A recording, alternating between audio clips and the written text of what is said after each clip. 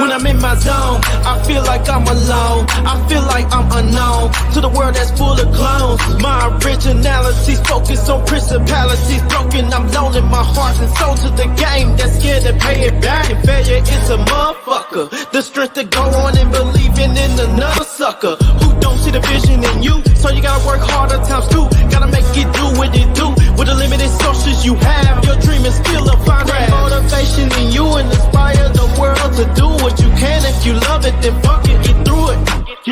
Mumble mentality activated. I waited for so long. Get burdens I've outweighed. When you see me in my zone.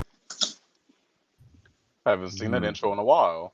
I know, man. We've been so caught up in the round of 32, we almost forget that we have an actual grade A certified bona fide intro. But created by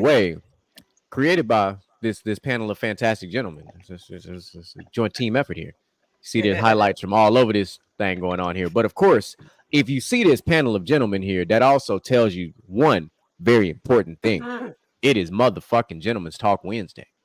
It is the greatest day of the week outside of Friday. Wednesday. It is called Wednesday. And of course, I am the CEO of Nightcaps Incorporated, the one they call Mr. GQ. I am your boy DJ Michael B, and we're back to regularly scheduled programming this week. What's going down? It's your mother's favorite son with Mr. Gent here. What's going on is Outlaw, and like Shaggy said, it wasn't me. Wow. Very, very esteemed intros today. Oh, man. So it's always good when we're back to, as DJ Michael B said, we are back to our regularly scheduled programming, doing what it is that we do best, which is bringing entertainment to all of you beautiful people out there in the world that have been liking, subscribing, supporting us. I can tell you, we've been watching. I'm gonna say it like that. So I know some cats been lurking on the TikTok a little bit, so I've been, I ain't gonna say no names because, like I said, this ain't a free clout thing around here. But I've seen the usual suspects peeping game on the TikTok, and we appreciate you, drawing attention to the page, but chill. Just don't leave no fuck ass comments, and we'll be all right. Because we are 2 days removed from one of the most phenomenal episodes we've ever had of Gentlemen's Talk. So unless we want to rinse and repeat, you might want to, as we say in my other line of work, stay in your motherfucking lane. Anyway, right. Back to our regularly scheduled programming here. So today we have got a loaded show, man. We got to recap the last 35, 45 days of just everything going on in the boxing world. We got stuff that happened in the WWE world. We got a ton of dumbass millionaires out there doing the most dumb possible shit that they could possibly do. Of course, that means we got some special segments coming down the pipe too, so y'all make sure y'all tune in and prepare for that. But I want to start with this. I know Inside the Huddle's going to do it, so I'm only going to briefly talk about it. But I want to send a special shout out to Reggie motherfucking Bush, who finally got his Heisman back. So I would like to give a special cheers to Mr. Reggie Bush on getting that back, because it's been a long time, overdue time coming. So I'm glad that he finally got what was already his anyway. And they said, oh, because the landscape of NCAA has changed. No, motherfucker, y'all just legally started paying motherfuckers. Like, let's just call it what it is. And now y'all like, oh, that's basically like, let's give Reggie Bush the equivalent of reparations back and give him his fucking trophy back. That's basically what you did. Not only that, this bullshit that he cheated, he shouldn't have got a Heisman, have to stop. He didn't cheat. He got paid for going to USC. That's not cheating. It's more than that. Like he really got paid to take care of his mama. Yeah. Because he bought his mama a house with that bread. Like, it's not like he did anything nefarious. It ain't like he went out there and was running some kind of drug ring, or, he wasn't betting on games like we're going to talk about here very shortly anyway. So speaking of, now that we've talked about a positive moment, we're going to start the show off in a way we have never started this show off before, like this.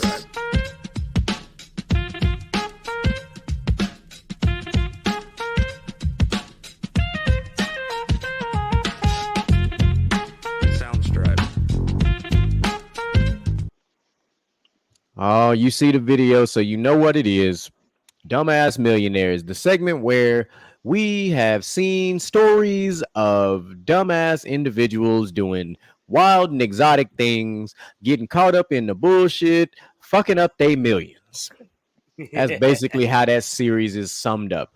And I'm gonna start with a very special dumbass millionaire because this guy has been dumb since dumb. Why is he dumb? Because this motherfucker just got a Super Bowl championship ring and decided, let's go take this beautiful Lamborghini in Dallas, Texas, knowing good and hell the fuck well the traffic in Dallas is trash. It don't matter what day, what time of the week it is, there's always traffic in Dallas. Why? Because unlike Houston, which is massive, Dallas is big and congested. Everything is tight knit, everything is together. There really ain't nowhere to fucking race.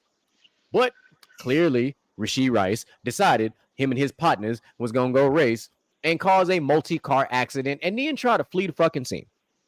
So you immediately made yourself commit a crime by not the accident, but fleeing the scene, which is already bad. There were people that were injured, so now you've added 2 because you now failed to render aid on an incident that you caused. And then you eventually turn yourself in, and we go down this wormhole, and you currently, my man, have 8. Not 1, not 2, not 3, not 4, 8 pending charges. As a Super Bowl winning receiver playing for the Kansas City Chiefs, you about to fuck up all your millions. Fellas, your opinions on this story?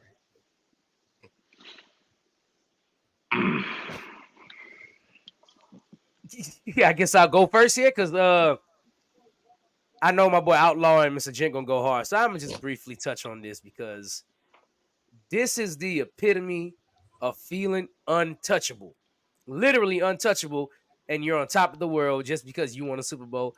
Did he play great last season? Yes, he did. He played out of his mind. He won a Super Bowl. I'm happy for him. But how stupid can you be? How stupid can you be? You weren't even drinking and driving. But he was smoking them tweeds, though. Like, I don't even know where to start with this. I'm ending by saying this is a dumbass move, and welcome to the wall of shame, Rashee Rice. I'm gonna say this. What the man did was highly just irresponsible, like having all these millions and this prestige and fame don't, it don't exempt you from like the consequences of your actions. I'm sure, him being who he is, he'll probably get a slap on the wrist, but like we have a lot of motherfuckers in like the NBA who are dumbasses. Like, what's the cat from the fucking Oh, we're gonna talk about him here in just a moment. Don't you about worry. him We in a got moment. him. We got him. Then John Morant, nigga, like trying to be fucking cosplaying as a gangster, dude. You grew up in the fucking suburbs. Like your parents probably had a fucking like a pool in their backyard. Like you are not him. Like he on the Hall of Fame. Yeah, that man is a Hall of Fame dumbass millionaire for sure. Yeah, and you also gotta think, man. Like I know these people ain't supposed to be kids' role model. Your parents should be your role models, but like there are cats who look up to these guys, and want to be just like them. And I feel like, Mr. Rice, like you let some kids down, man. Like somebody out there is like, damn, like I really looked up to this fucking dumbass. Like you got to do better for the people who looking out, looking at you. You got to be an example. Even if you don't want to be an example, you got to be one when you get to that level of fame and prestige. Do better. At the end of the day, do better. Yeah, do better because it just makes no sense. You got too much dip on your chip. For real. But it just don't make no sense, bro. Like if you was done with being in the league, just say that. Because this is a quick way just to fuck your shit up, bro. Like you had this money, you can do these things, but at the same time, don't be irresponsible with it. You see players that are superstars that you barely hear them in the news. So why are you out here street racing and wrecking and then trying to run? 20 years ain't got no scandal. You ain't heard about that nigga cheating or nothing. A little bit. Yeah, heard a little bit about that. That's a inside joke that You want to explain? People be fucking up people's government names around here. That's how we gonna word that. At this point, I'm fucking Mr. Chidori. Like just niggas calling me whole Naruto attacks out here. But no, man. This is just a prime like my boy GQ said, like feeling untouchable. You feel like you're on top of the world. You can do these things that you won't get in trouble for. But at the end of the day, it might make it worse because you feel like you're untouchable. Like the people feel like they're untouchable, and next thing you know, like, oh no, I'm good. I'm gonna get out. And then next thing you know, they say that person died that you got in a wreck with. God forbid, but that's gonna be a worse situation at the end of the day. So, hey. Yeah. Now there were severe injuries because there were multiple individuals that were hospitalized, and there are pending lawsuits. So we're definitely not out of the woods. Well, I say we. He ain't out of the woods. He definitely ain't. The rest of us, absolutely take this one away. Run with this motherfucker. Can I introduce the next one? I've been waiting to do this one. All right.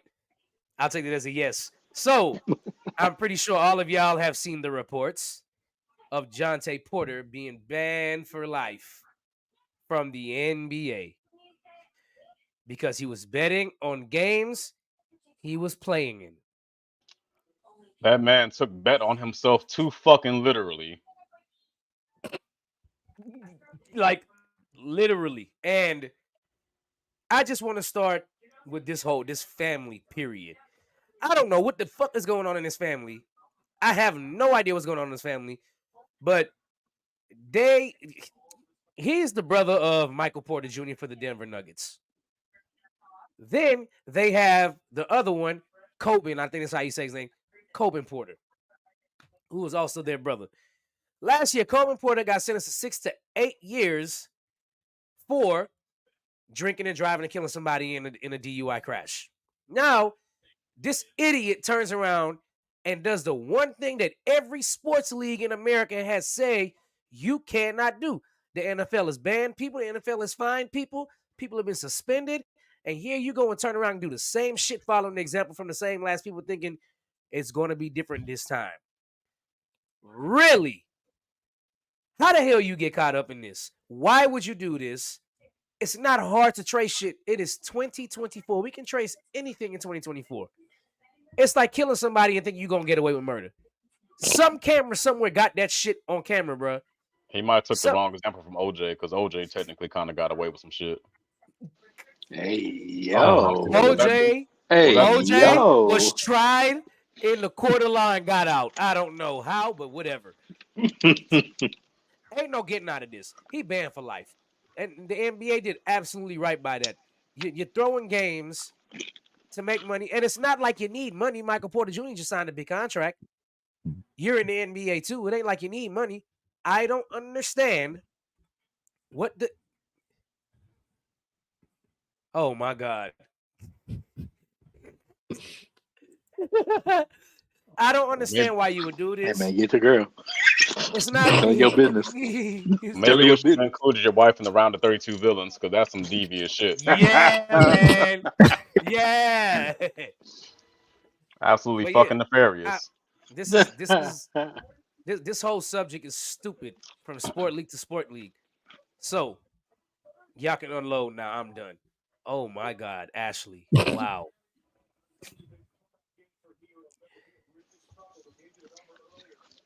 That's just what kind of day it is. Stretched out just like that Porter brother who's going to jail. Hey, shout out El Rooster. Shout out El Rooster. I forgot to shout him out earlier. Yeah. So the more I read into this story, the more irritated it was, because he would purposely start games or play in games, and then take himself out to try to hedge the bets in his favor. And I'm like, so at that point, first of all, let's start with the obvious. You're not that guy. All right. You weren't even that good of a goddamn player in the first place. There's a reason why people heard your name and were like, who the fuck is this guy? Because you were kind of a nobody. Like, they addressed you as Michael Porter Jr.'s brother. They didn't address you as shit else. Like, that should tell you everything you need to know. But the problem is, this man made upwards of 15 bets and didn't even make $100,000.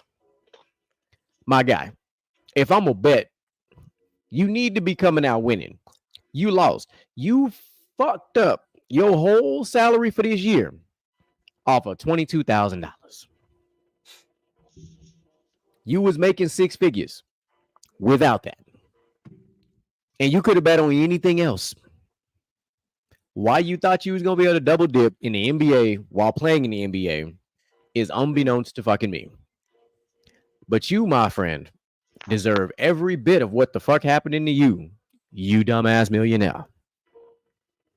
You know, I'm gonna say this, man. His career in the NBA is over, but he might have a chance in China. He can go play for what is it, the Shanghai Sharks or the Beijing Bears or some shit like that. I like how everybody knows the Shanghai Sharks. I mean, you know what? Maybe they don't have such strict sports betting. Maybe he can bet on himself to go drop a 40 piece over there. Yeah, I mean, I don't know. Like y'all already have eloquently said, that's just dumbass behavior, and I feel like, you know, to bet against yourself, like that just shows you didn't have winning mentality. Like you should never been in the fucking league anyways. If you're like fucking taking yourself out of games or purposely like, you know, underscoring and shit like that. Like Kobe, if he was here right now, he'd be like, that motherfucker's a loser. Like Kobe would not be happy with this cat. Well, that's why he played for the Toronto Raptors. I thought it was the Toronto Raptors G League baby bitch bus fucking team or whatever.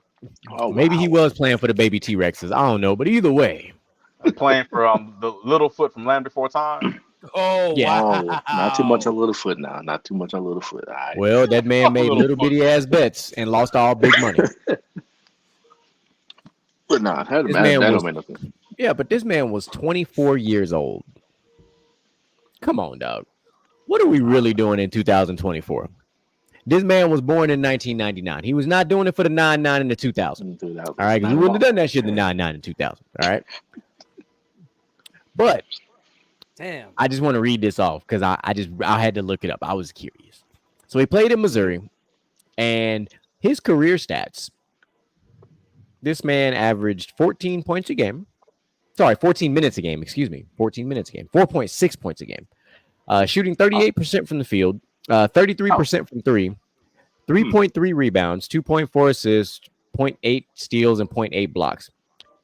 This man played 25 games this season prior to the fuckery happening.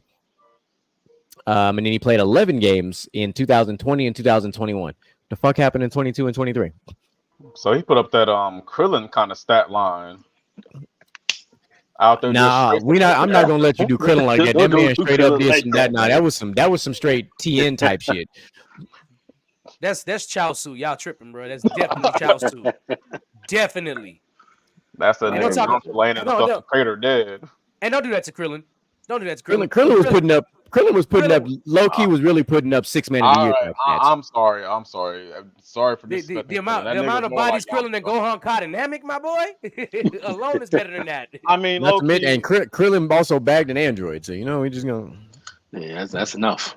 I mean, if you look at Krillin's career as a fighter, you know, he wasn't no Saiyan, but he was out there every time they needed that man to go out there and get hit one time in the face and fucking be laid out like a Family Guy character. He was there for it.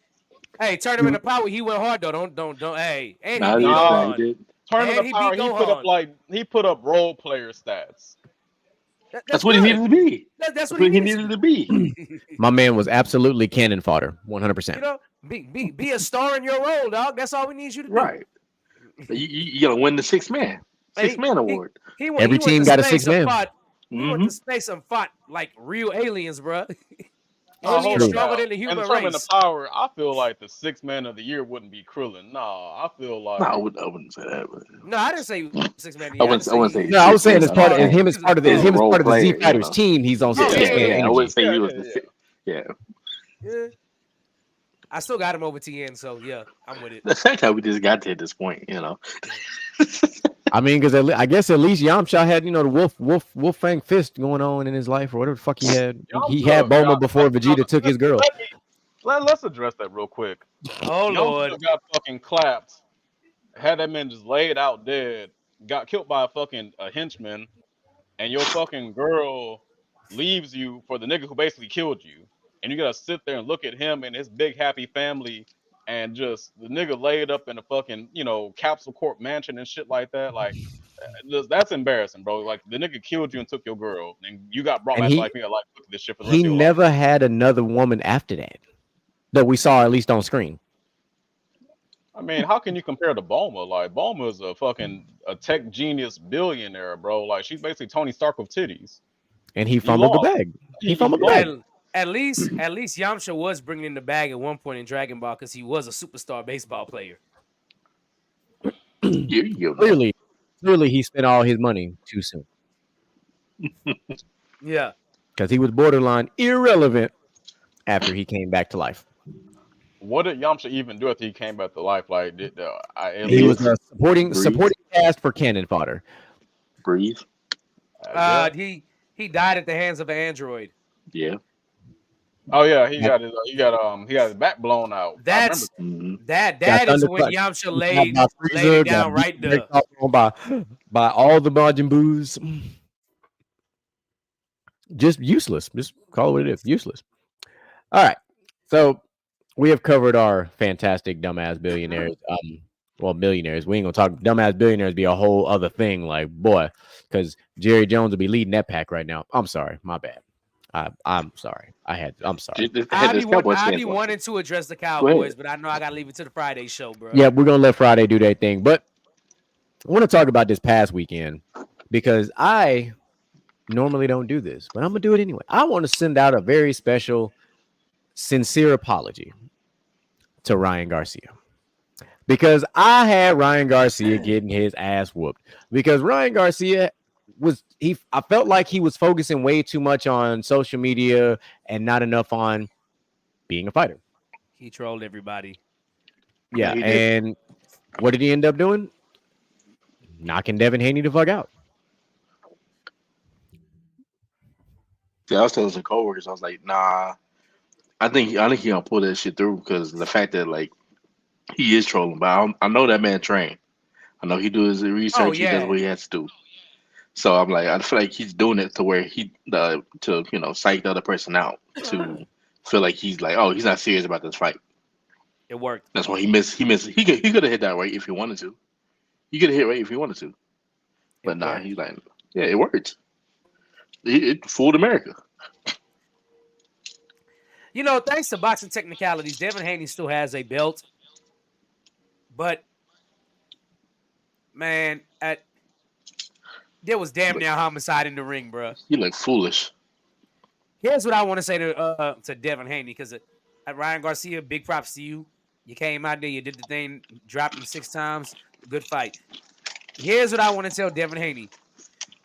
Shut your ass up talking about Tank and go play with some of these little league dudes. Don't play with Tank and Ryan Garcia.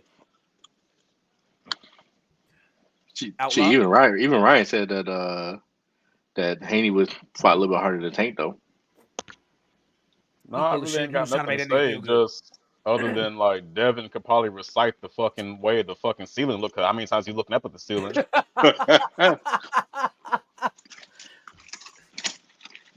That man know the texture on the ceiling and everything, bro. Yeah, he know the circles, rafters, and all the stamp.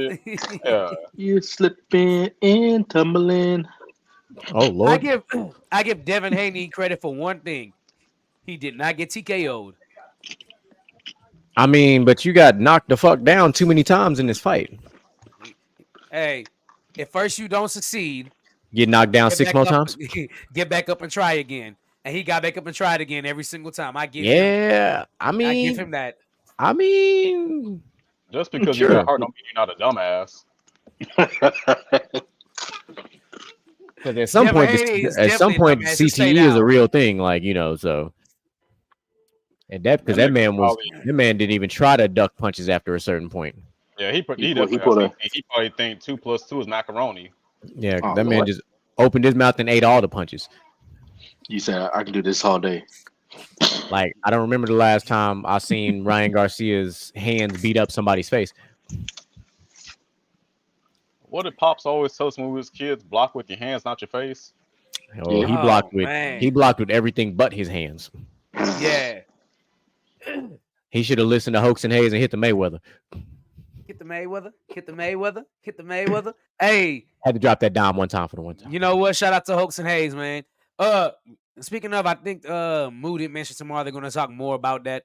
So I don't really want to get too deep into that. I just want to tell Devin Haney, keep Tank's name out your mouth, bro. You ain't ready.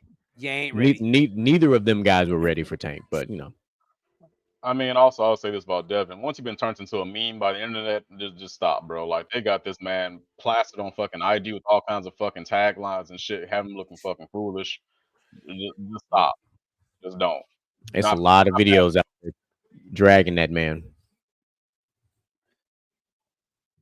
That boy keeps turning around for that basketball game. 102.96, Miami up. How 3 minutes, left? 15 seconds left. Okay. All right. Okay. So we covered that. Let's get on this WWE, man. It's been wild ever since WrestleMania, basically. Yeah. Shit's been wild.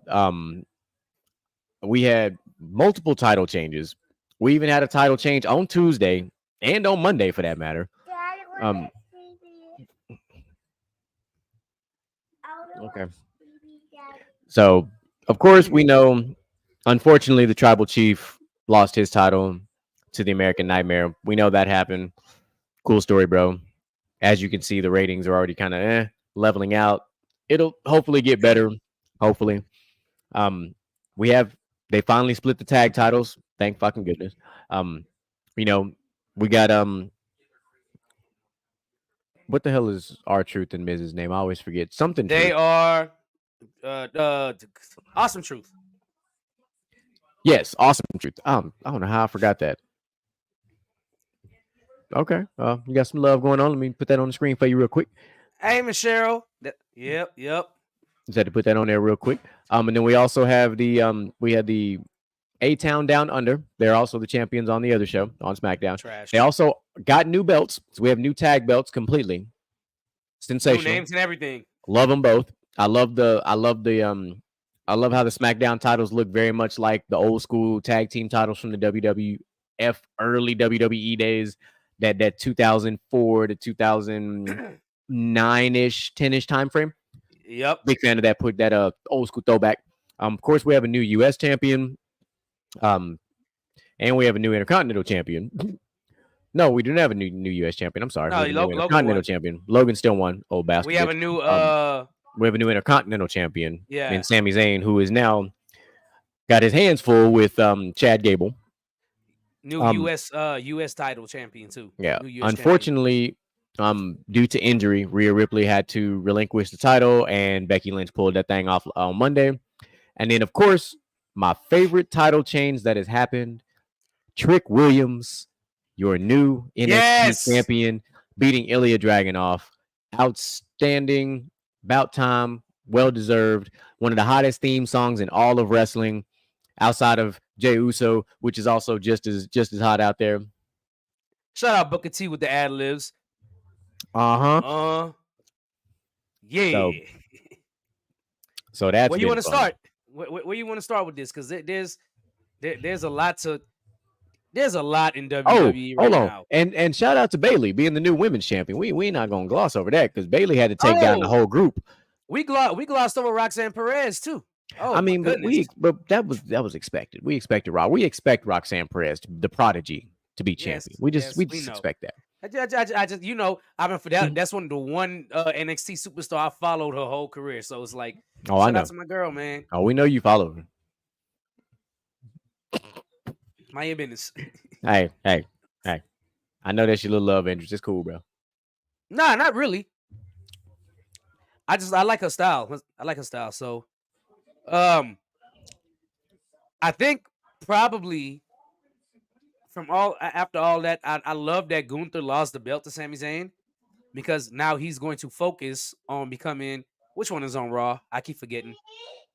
It is the World Heavyweight Champion. Yeah, just WWE World Heavyweight Champion. But that is not his primary focus because on Monday, he came out and announced that he is entering himself into the King of the Ring tournament, which means Gunther more than likely is going to win that, and we're going to have a King Gunther run of sorts. What that what that results in, I don't know. Oh, and Damian Priest is also a champion because he took the belt from Drew McIntyre, who got his WrestleMania moment. And CM Punk said, "Sit your ass down." And then Drew McIntyre lost his title after getting his WrestleMania moment in the crowd, which I still think was a fucked up moment altogether. Like, you gave that man his moment for like 7 minutes, and then you let a one-arm CM Punk cost that man that title. They could have waited till Monday to let something happen. That's pretty messed up. Is that the shortest title reign ever? 5 minutes? Yeah. Or that title reign lasted longer than Santino Marella in the Royal Rumble.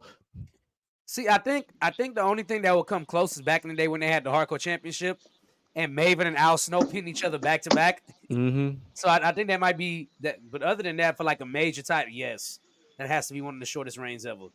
To change the belt 2 times in one night was ridiculously crazy. But happy for Awesome Truth, especially for R-Truth, knowing that he's been in WWE since he was 29 years old.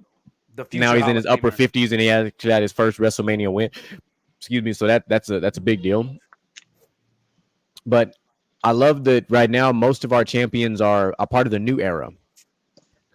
So it tells us that, you know, WWE's in good hands, in the right direction. I like what we're doing with the Bloodline right now too. What's left of the Bloodline, at least. We immediately kicked out, you know, Jimmy Uso, brought in another member of the Samoan family, and now we've got Solo on this Godfather Don-like Mafia boss. Yeah. Which is simply setting up a Bloodline Civil War line between, of course, eventually Dwayne Johnson and more than likely Roman Reigns and the Usos being reunited one more again for a massive, massive match. Where? I don't know if it'll be at WrestleMania, but that would be a dope-ass WrestleMania match, though. I don't know if they're right. I don't know if they're right for another year. Shit. They could. They can, because Roman going to be gone for at least 4 months. Yeah. We'll see. Some interesting storylines. I like that they made Chad Gable turn heel. About time. They finally let Kaiser get his get back from Kaiser. Kaiser, like, I can't even say he turned heel. Like, he just kind of unleashed. Well, he got his lick back from whenever.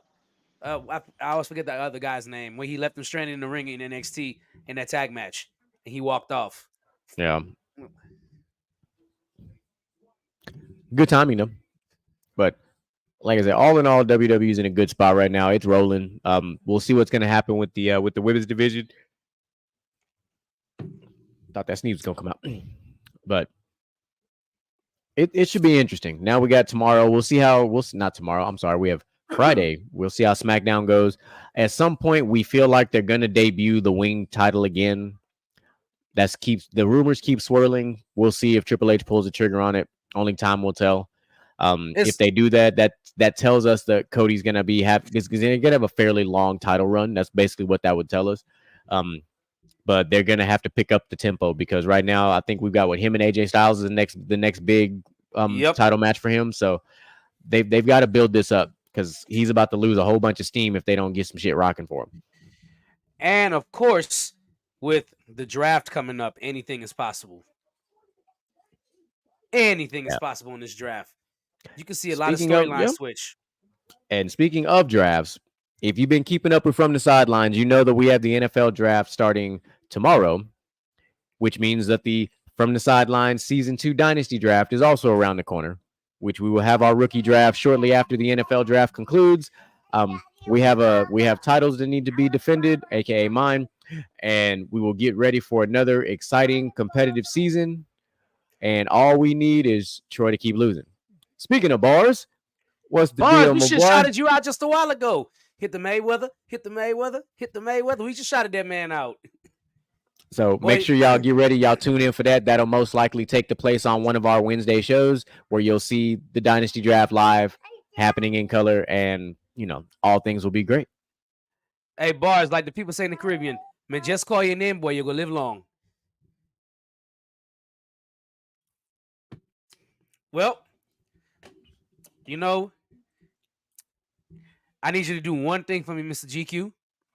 Me? What can I do for you, sir? It's been a while. But you taking ankles? Somebody Cue my music for me, please. Let's get it.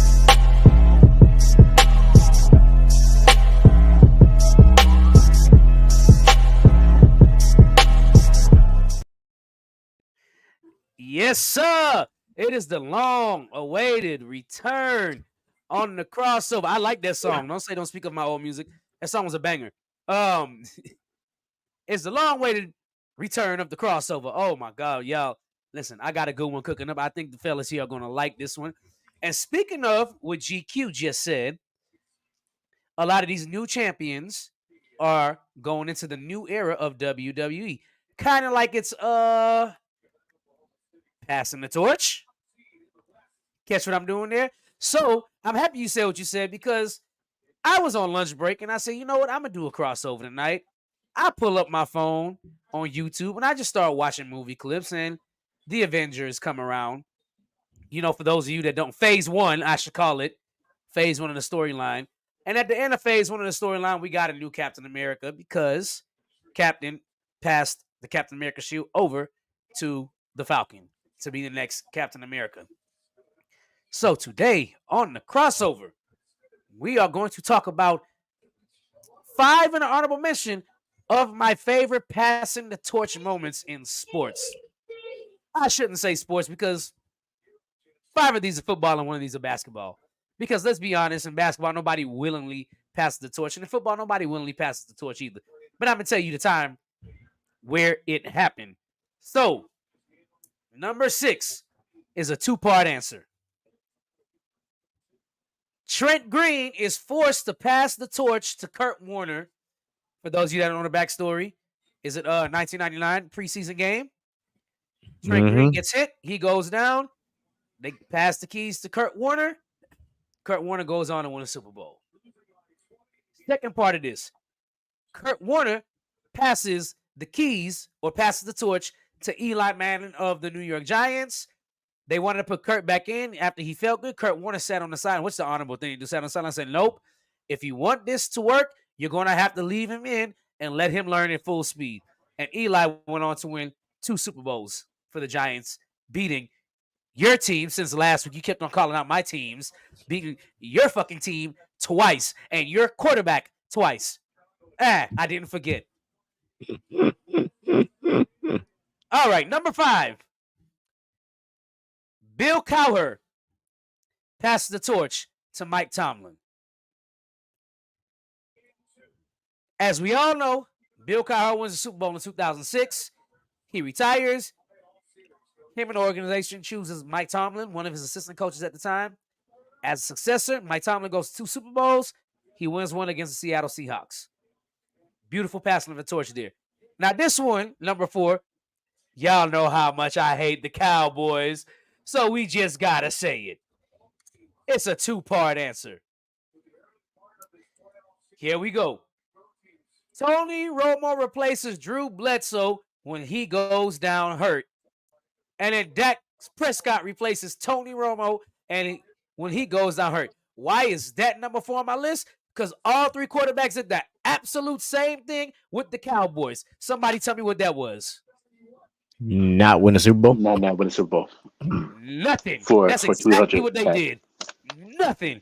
Cowboy fans, I'm on y'all ass today. All right. Let's get to some my last 3, which are pretty much significant. Drew Bledsoe was hurt again, and he gets replaced by the GOAT in week 2 of the 2001 NFL season. We know how this story goes. I don't need to explain what Tom Brady did for the rest of his career. Number 2, in a 1991 preseason game, this guy for the San Francisco 49ers named Joe Montana, the best quarterback they had ever seen in their history at the time, gets hurt, and Steve Young replaces him in the game. And we know how this story goes. Of course, some of you sitting there like, well, in 92, he came back, and I understand that. But right after that, they traded him anyway because Steve Young was so good. And they didn't want to have Steve Young wait anymore in the wings. And number 1, and my all-time favorite one, probably one of the greatest duels ever because we all wanted to see it one last time. 2003 NBA All-Star Game. Jordan hits the clutch shot to take the lead. Kobe comes down, hits the clutch shot to tie the game, and the West wins in double overtime. And Jordan retires and passes the torch to the man that we call the Black Mamba, Kobe Bean Bryant. And there you have it. Did I miss anything? No, I love these crossover moments because like I never know where you're going with this. It's like this. There's always this build up, and I'm like, what this man about to talk about? And then you segue and like make it all tie together. So I really appreciate you learning how to weave a narrative and tie everything back together like an excellent storyteller that you are. Oh, I appreciate that. Mr. Jink, did I miss anybody? Nah. I thought you was gonna miss it, but then you put it at number one. I was like, yeah, that gotta be their number one. So I was like, you already knew that was gonna be number one. Nah, you did your thing again, boy. Did your thing. Now, normally, GQ always reminds me of one that I missed. So GQ, what did I miss? There was one that happened that I was surprised that you didn't bring up, and it was Jordan passing the torch to Kobe. That was my number one. That was number one. Was it? See, I thought the same thing. I said 2003 All-Star game. Jordan hit the turnaround jumper to tie the game and then Kobe took over in overtime and double overtime to win the game. Yeah, that's right when you left. That's right when you left when you said that is right when you left. Okay. Yeah. Oh, you also know that was good. You know that was going to be in the. But you didn't bring none of your Spurs moments in there. Not David Robinson passing the team over to Tim Duncan. None of that. No, because that was just David Robinson just being like, all right, boom, I'm gonna just take a lesser role. Like he willingly gave up his number one spot, which is cool. But I mean, that's still passing the torch. It's passing. Everybody knew the Admiral who he was. That's passing the torch, but you know it got to come with some controversy here. That was just I'm not the guy. I'm not anymore. I see what you did there. You was looking for some controversy. Okay. Yeah, I was looking for people that took that shit and ran with it. I mean, Tim Duncan definitely ran with it. He definitely ran. But it was willingly given to him, and then he did the exact same thing when Kawhi Leonard came along. He wanted Kawhi to take over. That's just Spurs culture. So, well, that ain't been Spurs culture in a long time. Nah. Well, we'll see what Wemby does. Left. Wemby, yeah. Look, let's not be the bottom of the NBA before we start talking about Wemby again, okay? Facts. Ooh. Like, damn. Like, how they about to get top picks 2 years in a row? Mm-hmm. We'll see. I don't know. We'll see. Time will tell. Anyway, I said, but we had to bring that up. But there was another like low key, like weird, like I don't know. Well, nah, it wasn't really a passing of the torch. It was more just like a passing of like a leadership thing. But it was between LeBron and D Wade in Miami. Oh yeah, that's a dope one. Like D Wade legitimately knew that is Wade County. Everybody who's a Miami Heat fan knows the Heat were always D Wade's team, but he took a Robin role to defer to LeBron. This one would be more like giving the keys to the offense to LeBron. Keys to the offense. The keys to the offense, not the keys to the franchise, bro. It's still my franchise. You know, I'm still here, bro. We all saw that game when LeBron shot the ball and he missed for a game winner, and when he got it back, everybody screamed no, and he passed the ball for D Wade, and D Wade effectively ended the game with a clutch shot. So, that's still Wade County, boy. Oh, sorry, Troy. It's 1-1, and we don't have our best player. But they was talking real trash about the Heat now. I mean, that's cool. That's cool. But Jimmy buckets now. Micah knows this. I've been saying this since 2 years ago, and he ain't even there. But his presence is still being felt. Jimmy is Tatum daddy. Shout out to you, Donis Haslam, who ain't even in the league right now, and that culture still exists in Miami, bro. But it happened. It is what it is. It was great. I'm happy. Shout out to the Heat for making it 1-1. We're going back to South Beach. Let's go do what we do. Let's go make this series real uncomfortable. Hey, and can we kill this narrative Can we kill this narrative that LeBron didn't play for he never played for a Hall of Fame coach? Because clearly Eric Spoelstra and Tyronn Lue are going to the Hall of Fame as coaches. Eric Spoelstra might be one of, if not the best coach out of a timeout. Eric Spoelstra might be a top 10 coach all time. Like this man's sideline and on baseline underneath the basket plays are amazing. This man is a whiteboard wizard in timeouts. But I like the crossover though. I had to make sure I said that. That was solid. I'm a big fan. Appreciate it. I'm sure you were waiting on that, despite your little half-ass jabs, you know what I'm saying? But it's cool. Oh, they weren't half-ass. And two halves make a whole, nigga. When you said Spoelstra is like a whiteboard wizard, I just kind of thought about that Chappelle skit when Prince played basketball and that nigga was like, "Run computer blue," and it's just I don't know. Why did I know? Why did I just know? You knew I was exactly where he was going when he was like, he's gonna go there. He's gonna fucking go there. We kind of linked at the brain. Y'all have to excuse us. Sometimes we just know where the fuck each other be going with the brains. Game. So blouses.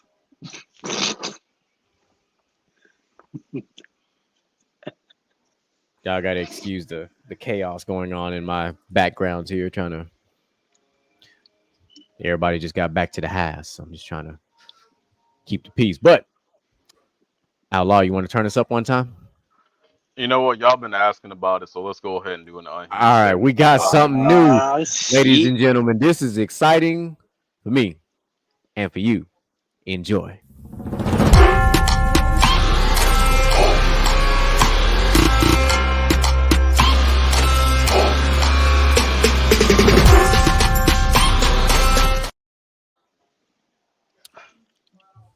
Y'all been asking for it, so we're gonna do it. So a while back there was a Facebook post about a woman kind of just making disparaging remarks about men not wanting to spend money on dates and basically calling it like, broke behavior, broke mentality, this, that, and the third.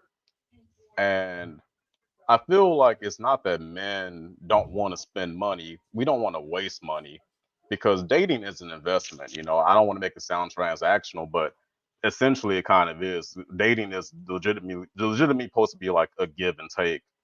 But I feel like the mindset these days with modern women, and not all women, it's just like they want, but they don't want to give in return. And like, I'm single, so I'm on dating apps these days, and I kind of see it a lot in like a lot of women's profiles. Like they talk about they want princess treatment, queen treatment. I want to be spoiled, this, that, and the third. It's like you telling me what you want from me, but you're not telling me what you want to do for me. And I just don't really jive with that, like I'm kind of old fashioned. Like I don't mind paying for the first date. Whatever I plan for us, I'm gonna pay for it because I invited you out. These are my plans, so I'm gonna take care of it. But we get to the second date and you ain't pulled your wallet out once. It's like, hold on now, like, is this just gonna be strictly like me, footing the bill for everything, or are you gonna contribute? Like I don't mind, being the leading man and doing these things. But we get to the third date and you still ain't paid for shit. It's like, hold on now. This ain't simp behavior over here. Like, I'm not trying to be a trick, like I wanted to see like if we're gonna be legitimately like an actual item or something, not me just being your sugar daddy, basically. Like, I'm not here for it. Like that's just my mentality on it. Like, if you want to be, tricked out, flown out, whatever, cool, say that shit. But like I feel like there's a lot of dudes these days who just are not interested in dating because it's just a waste of time and money. Like it's not going anywhere. These women they don't want to really do anything besides be taken care of and not take care of somebody else in return. Now, if that's fucking, some outlandish shit to say and somebody's in their feelings about it, maybe the shoe fucking fits. Maybe it's you out there not. I'm just fucking saying, if your feelings is hurt by this, think of the last time you actually took care of a man and did something for him, and not, I just feel like dating a healthy relationship should be a give and take. You give 100 and get 100 back, and if you trying to get 100 from somebody only giving pussy, that's not equivalent exchange. Like pussy does not equate me spending all my money on you. Like that's just that's not it at all. Pussy ain't worth that fucking much. Oh my god. I mean, he ain't lying. I got one. Yeah. I got one problem with your soliloquy here. Okay, before everybody else dissects and goes in. I love that word there, soliloquy. Like that's a big ass SAT word, man. That is the college word of the day, people. Spell it. I can't. Okay, all right. S-O-quality. Yeah. S-I. All right, let's get to I have one problem with one thing you said. You know damn well these girls do not say flown out. Them hoes want to get flued out. That's the only problem I have. I'm not up to date with the vernacular these days about what these hoes want. Vernacular. Spell it. And I'm not calling all women in the audience hoes. Like, if you're not a hoe, you know you're not a hoe. Like, that's just a general statement for these women who just got the wrong fucking mentality. Okay, Cat. I want to call you bitch because I don't know your name. Listen. My mom always said, "You are what you react to."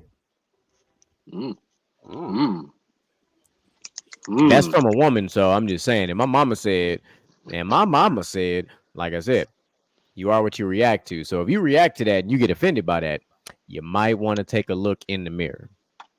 Maybe take less duck face selfies. You know, maybe some more productive. You know, maybe turn the filters off. Stop standing like a horse. You mean maybe be authentic? Whoa. I'm gonna say some shit that might piss off some people, and I don't fucking care. That's why I feel like if all you talk about is what you want from somebody, that means you don't have shit to offer nobody. Ooh. I mean, if you get upset by hearing that, then you might want to really truly, you might want to reevaluate a lot of things. If but you can't tell me what you can fucking give, that means you ain't got shit to fucking offer. Fuck it. Yeah. And I'm like this. I'm echoing pretty much majority of those sentiments. Like I have zero problem whatsoever paying for the first date. I really don't. But there's a but. It's AKA from me being Mr. GQ. There's a disclaimer. Let me throw this disclaimer out there. What we not gonna do? What we not gonna do? All right. We not going on no resort style 5-star. I'm spending, 4 digits on a first date. We not doing that. Absolutely not. I'm telling you that right now. Absolutely not. It's not happening. Sorry. Actually, sorry, not sorry. Because that's just not fucking happening. That just, to me, that is the equivalent of showing your entire hand. Because I'm not going to do that. I would much rather see how you react and operate in a lesser environment. I want to be in a place where I can actually hear you fucking talk. So we can have a conversation, exchange dialect, since we're using college words today, and, actually understand why we're here in the first place. Because obviously, if it was a one-night stand, we wouldn't fucking be here. We already know what the business is. So why are we wasting our time and money when we can just, you know what I'm saying? So we're not going to do that. But if it's something that you're legitimately getting back out, kind of like, Outlaw is getting back out there in the dating scene, it's the equivalent of showing up with your resume. What are your qualifications? Who are you? What makes you you? Like, and if your first question in this interview, and this is just a real thing, like if the first question when you go to an interview is, how much am I going to be making? Your priorities are a little off. And I say that from this perspective, because if you go into a new dating situation and the first thing you're thinking is, I need to go on the most outlandish first date I can possibly imagine, why am I setting the standard so high? Because what are you going to do if we do a fourth of that moving forward? You're going to find the next sucker. So let's bring it on back. Like, what happened to just doing something simple and just having a conversation with somebody? Hey, man, you know what? Speaking of that, shout out to one of our favorite followers in Jonell. Him and his wife, not too long ago, celebrated their anniversary. Their first date was Waffle House in the morning. Over hey, that's a sign of real love right there. If you can take her to a Waffle House and she see that cookie got that teardrop tattoo and you're not scared at all, that's a trooper. Don't forget missing the tooth with the cigarette in it. Not for real. You walk in there, the host is like, "What the fuck you want?" It's like, okay, came to the right Waffle House. The hell going on? But you know, speaking of first dates, I always feel like I'm not gonna call it a date, but I always feel like a good icebreaker is like just dead ask me like, "Hey, let's go to Starbucks and like just sit outside and drink coffee and pick each other's brains," And I feel like an actual good first date is like an activity. Like I feel like dinner and the movies kind of overplayed, but like go do something like go bowling, go play some air hockey, shoot some pool, like kind of do something together and see if you actually have fun together. That's how you build chemistry and actually build a dynamic bond when you actually like do shit together.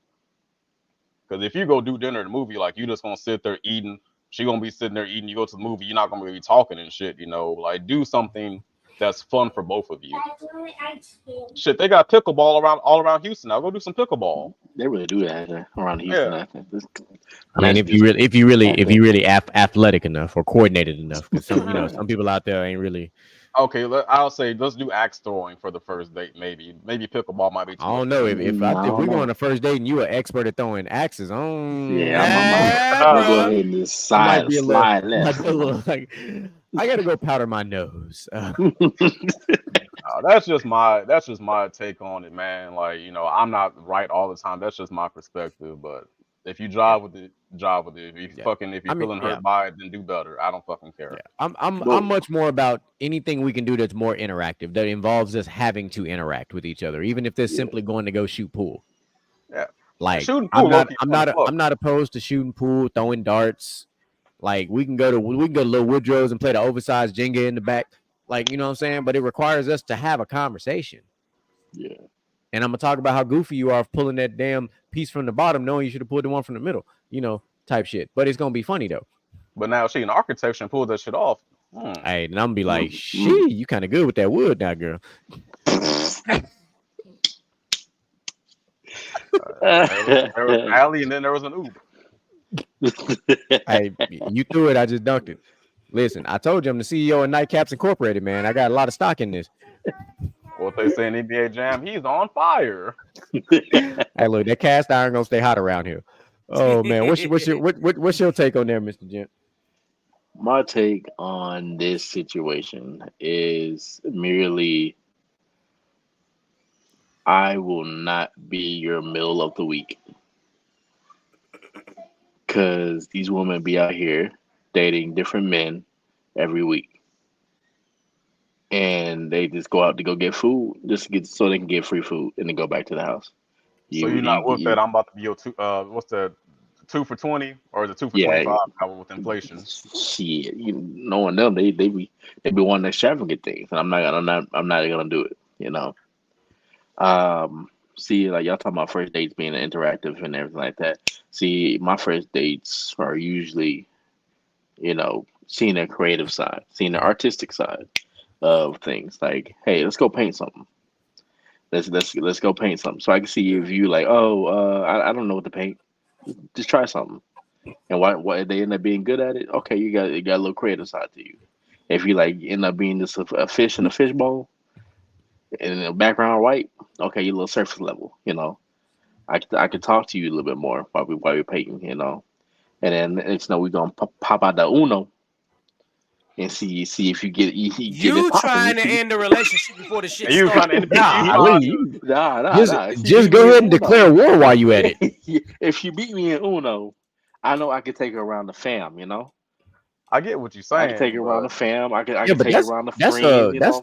That's a final boss level move. You don't do that on the first date.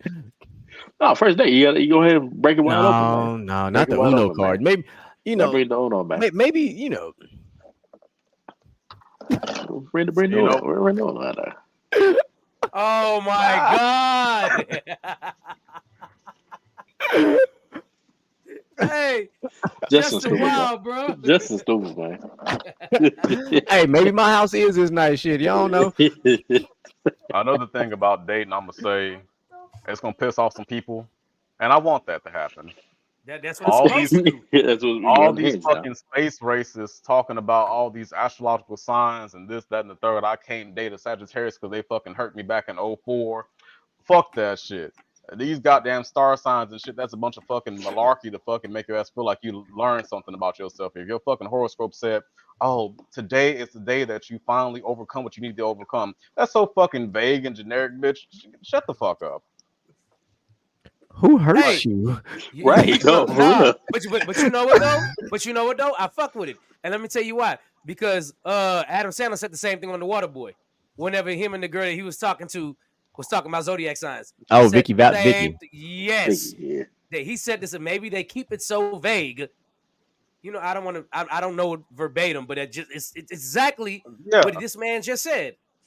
And also this: if she asks you what time you were born, run, fucking run. Oh yeah, definitely run about that. Don't go to your mom and be like, "Hey, mom," because we put them on the screen, man. Yeah, we shouting you out, Justin. Yeah, don't go ask your mama what time you were born. She's gonna be like, that bitch crazy. Don't fool with her. No, you don't even fool with her. Don't fool with that wizardry.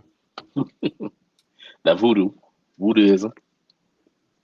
Talking about goddamn. That sound like sweating spaghetti, bro.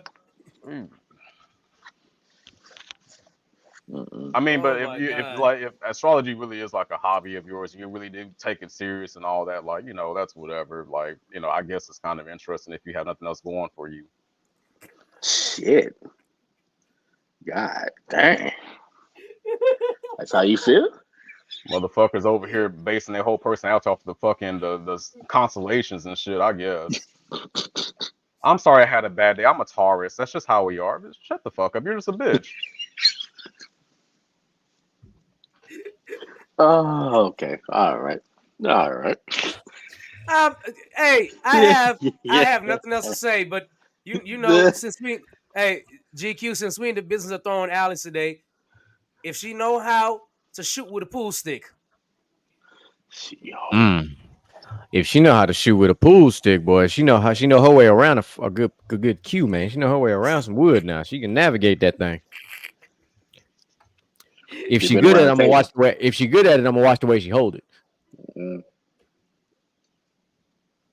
I'm trying to think about the replacement. Like, or maybe if you don't know how to play, put my thing right there. Get behind her and show her the proper motions. You know, that's an easy end. I mean, you try to push that meat on her back. Oh man, that's one way. That's one way to tickle the spine. If she's short now, if you out there with Amazon, you know, you really just touching her hamstring or something, you know.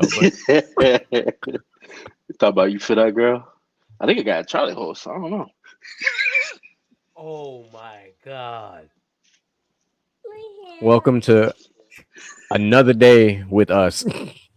Now we just out here throwing alleys and shit. That's just welcome to another round of these gentlemen doing what it is that we do, which is kind of great because we don't get to do this a lot. Y'all don't get to interact with us in this manner of speaking, so it's fun. And the fact that Outlaw went that direction and we've now kind of shifted like this, I'm like, appreciate you, big dog.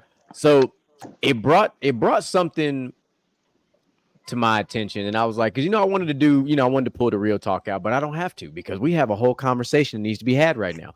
We just do. Fuck that. We about to we at the hour mark of this show, and we're about to go on a little tangent. So we all I got a question right now. So I got a question for the room, and I want y'all to stew on this. So when I ask this question, it means that I'm going to start with this. So I'm gonna start, and then y'all just as I'm going through this, y'all kind of figure out how you want to address this. But we kind of touched on it. We talk about the ideal first dates, the locations, things of that sort. But take it a step further, and this is what I say: what is your signature date to close type of night? Now we finna put the world on game. If you out on a date, when do you know to drop your signature that's going to help you get that green light to close the night?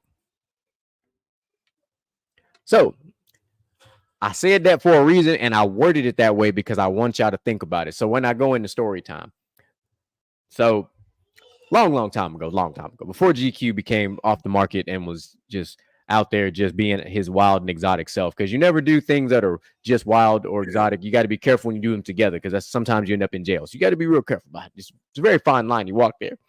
So there was this wild and exotic moment in my life where I had returned home from some training, and my ride or die road dog hit me up and was like, dog, I got this girl I met, and she got a friend, and I need my wingman of the year. I was like, oh shit. So I say wingman of the year because if they gave out Oscars and Grammys for wingman of the year, your boy would have a whole collection going on behind him back here. His boy shit would look like Bill Belichick shit in the background with all the Super Bowl trophies. That's just who I am. So if you've been out with me, you already know I have zero problem being the wingman, because I'm probably the winningest wingman you've ever met in your life, because I might fuck around and win being the wingman. Just saying. Mike can know, as Joseph, I done won more times as the wingman than him as the lead man. But anyway, I digress. So we go up to this location. So we're going up there towards Austin. We're actually, I say towards past Austin, but actually we're in the Round Rock area.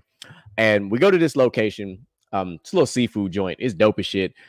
Food is on point. And, you know, meet this girl. She's from Jersey.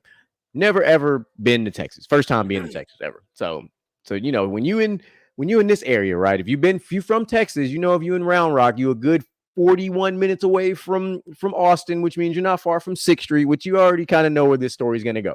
So follow me, walk with me here. All right. We're not running, we're walking. So we get there, everybody orders, you know, and then me and this young lady having a conversation. It's a great conversation. And then she takes a look at the drink menu and she notices that there's a fishbowl there. And if you know anything about me being the bartender I love a good fishbowl. So she looks at this fishbowl and it says, you know, minimum 2 people, all the shit like that. And I was looking and I said, this is my subconscious self talking to out. So I'm thinking, she like this fishbowl. How can I turn this into something good? It's all right. I said, I bet you me and you could drink this fishbowl faster than them 2 could. Straight up what I said. And then she was like, I bet you we could. I said, but is your girl really about it though? Can she handle alcohol like that? And she was like, I guess we're going to find out. I said, say less. So we started talking that shit and we was like, hey, we about to order this fishbowl and we bet we're going to drink that whole faster than yo. And then my boy, he competitive as fuck. He's like, nah. I said, bet. We finish this fishbowl before y'all. Y'all got the first 3 rounds. We don't bet small around here. We're going to take the first 3 rounds. He said, bet. We ordered these fish bowls. Boy, we finished that fish bowl so god doggone fast. It was free drinks on the line. So you already knew what it was. So we was drinking, having a good time. So we destroyed this fish bowl. And so I had to poke at her. I had to mess with her. I was like, damn, girl, you sip a lot, man. So you got a deep little throat over there. You all right over there? Like, was you thirsty? I always like to see, you know, you always want to see how far you can go. You know, I don't know how girls are from the north. So I had to see just what kind of humor she had.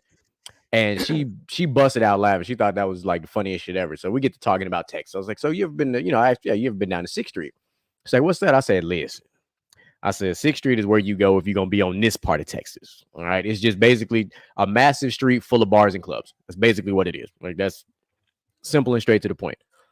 So she was down to go. It's like 8:30. Yeah, it's like 8:30. So she was down to go. Her homegirl was like, I'm down to go, but I ain't got no clothes. I said, well, you know, paying attention. I was, well, it's a Ross right there. And Ross closed at 9. So I mean, if you run over there real quick, you know, you'd be good. Took off on a dead ass sprint, and this was in like September, October time frame. So it wasn't really sundress season, but she found a sundress, and I was like, damn, she bringing the sundress to fucking Austin. I was like, hey, ain't got shit to do with me. So we hopped in the cars, we took off, and so you know, me and my boy game plan. I was like, tell me the story. What do I need to do? He's like, look, I met her over here. You know, I just needed somebody to distract the homegirl for the night. I said, that's easy, whatever. I was like, it's a distraction. It's not hard to play distractions. All right. Distractions is probably the easiest game we play. Everybody plays it, whether you're the male or the female wingman in this situation. Being the distraction is easy. And most times it's a point through this night where you know, all right, I'm kind of the distraction. But we talked about pool early and it made me think about this story. So we get up there to the library. The library is one of the bars up there. It's got an upper level and a lower level, but it's got a bunch of pool tables on the upper level. So we get up there. You know, we start playing pool and we start talking shit. And just like for some reason, Outlaw said it, and I don't know why it had me think about it, but you know, but she could actually play pool. I was like, oh, she kind of good. But then it wasn't the fact that she was good at pool that I was peeping. I was peeping what she was drinking. And she was drinking SoCo Lime and Coke. And I was like, that's kind of dangerous. If it's one thing we know about being in Texas, man, if you a whiskey bourbon type of chick, or you drink something dark that's not beer. You drink beer, you kind of crazy, but that's another conversation for another day. But I was intrigued like a motherfucker. I was like, okay. But then she started talking shit. How we used to play cutthroat back in college, Michael. Boys get on a little hot streak. Yeah. So she started getting kind of hot, and I was like, oh, so you think you like that, huh? She's like, I'll smoke everybody at this table. I said, let's go over this table 1-on-1 then. Let's go find out what's up. I said, straight up, let's go isolate. I'm thinking, I'm delaying her, but I'm also isolating her away from my friends. I'm trying to, play this game. I was like, all right, so we go over there and we play. And she was like, if I win, what I get? And she's like, I don't want no drinks. So I was like, use your imagination. I was like, you call a shot. You win this game, you can have what you want. I said, but if I win, I'm calling the shots. Sure enough, I let this game go like a game 7 in the NBA Finals. I let it get real close. Got down to the last 3 balls, which means, one stripe, one solid, and an 8 ball. And she was talking that hot shit. And I was like, it's cool, bro. Whatever. And then she missed because I knew she was going to miss because she started drinking a little bit too much. I think she was like 4 in by the time we got to this game. I was like, yeah, she going to fuck her. Because we already had the fishbowl earlier. Mind you, this fishbowl was 22 ounces. It's a lot of fucking alcohol. That's the pregame. We 22 ounces in before we even got down to 6th Street. And then she already had 4 SoCo limes on top of that. So the vision ain't there. It's just not. Not everybody can, be like me and Micah and play beer pong. And the more we drink, the better we shoot. Like, now everybody got it like that. So I was like, all right. So she finally missed. And, after I finally sunk them last one, she was like, all right, you want what you get? I said, it's real easy. I said, I just want a little kiss. That's all. I'm simple. I just wanted to see how far we can go. Sure enough, that's how it went. Got what I wanted. And then my boy had it all covered up. He had the green light. I was like, bet, it's time to close this night out. And I'm like, it's like, what you got going on for the rest of the night? And she's like, oh, I got to get up early. I got to get on the flight. I was like, that didn't answer my question. I said, what you got going on for the rest of the night? Dang, I didn't do it tomorrow. And then she was like, just trying to play this dumbass game. And I was like, all right. I said, don't worry about it. I said, look, you come pull up to the hotel tonight. I'll bring you to the airport in the morning. Don't even worry about it. Goes back to the very beginning when I think Micah asked this question. Either Micah or Outlaw. One of y'all asked this question about the weirdest thing going on in the background. We was talking about this pre-show. And that's when I told y'all the Sports Center's top 10 players was playing in the background.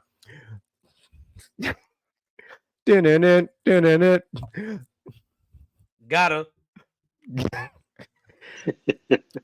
I'm not gonna tell you what play. I'm not gonna tell you what play the shit back and making it relevant again. Right, like that's good storytelling. Good. The art of storytelling is on this show, bro. Move. What's up, bro? Listen, and that was the PG-13 version of that story. There are a lot more details in that story, but trust me, we know. Well, because you know this story very well. Because I called you on my way home. Yes, you did. Yes. You know what, bro? To answer the original question about, I guess, like, what is the finishing move when you got 7 bars of ultimate meter and you fucking do the up, down, left, right, strong punch, heavy kick to, do the finishing move for the night. I have found that this works 100% of the time. It's kind of an underrated thing, but it's also kind of romantic, man. You take a chick down to Galveston at night and walk on the beach and just like talk and hold hands, listen to the fucking waves. Boy, you on it. Bro, that's me. Yeah.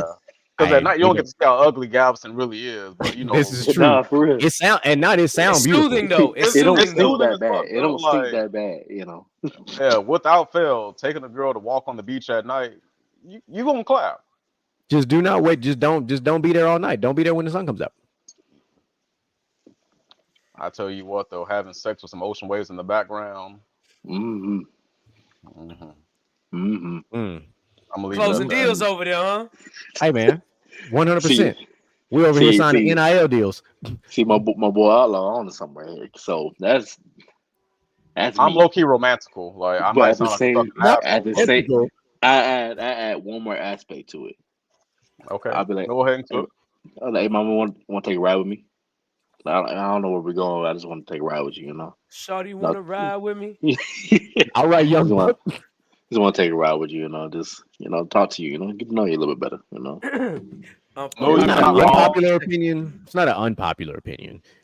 You're not wrong, but the trick is open up the back of your car and just let this. Yeah, you don't be on the actual sand, but be in your whip with it. Hey Like, man, you don't want look. The last thing you want is some see sand in your me. booty crack, man. That's just not the move, See man. me, I got for this. I'll be like, I have blankets in my trunk. That's just me. And they be like, oh, you wanted to do this? Like, nah, I just usually go sit outside somewhere and read a book somewhere. That's just what I do. And they be like, oh, you like to read? I'm like, come on, to sit with me and be by these ways. I already got a speaker with me. You know what I'm saying? Go and turn on that Sade. Oh Lord, I'm about to get some waves. Look, too my next level is to pull a motherfucking 10 out the trunk. Yeah. This man, Mr. Jen over here, a smooth criminal. I'm telling you, man. Come on now. Yeah, you smooth operator. You think it's small. You gotta think big. Smooth operator. No, so my thing is like, if you not as a man or a woman in any of these scenarios that we're referring to, if you not thinking like a chess player, are you really out there dating? Because you've seen enough movies, right? As kids, we all thought that type of shit was only happening in movies. We 100% thought one night stands was a movie only thing. And then we became the ripe old age of 21 years old and started going the fuck out. And I was like, oh, this is some regular Friday night type shit. Like, this is some normal shit that happens all the time. Put them on. Let's give a round of applause for Moo. Look, and that's how you get married right there. Facts. That's pulling out some doctorate degree level shit right there. That's exactly how you end up married. I'm about to propose on this one. Even if you don't get married, she will never forget the time that she had sex in front of the sunset or the sunrise and what have you. Like, that's some shit. Well, she'd be sitting with her husband one night 5 years from now, like thinking, damn, this nigga really ain't like that. So I know y'all are talking about how to close out the night. Well, if you know me, I don't close out nights, I close out mornings. So you do go to island parties. It's true. Yeah, I close out mornings. It's very, very, very, very simple. Leave the party about 4:30. Find a place where you can see the sunrise. Make sure you have a bottle of wine. You have some good music. I have an SUV. Go sit in the back of the SUV. Watch the sunrise. Drink some wine.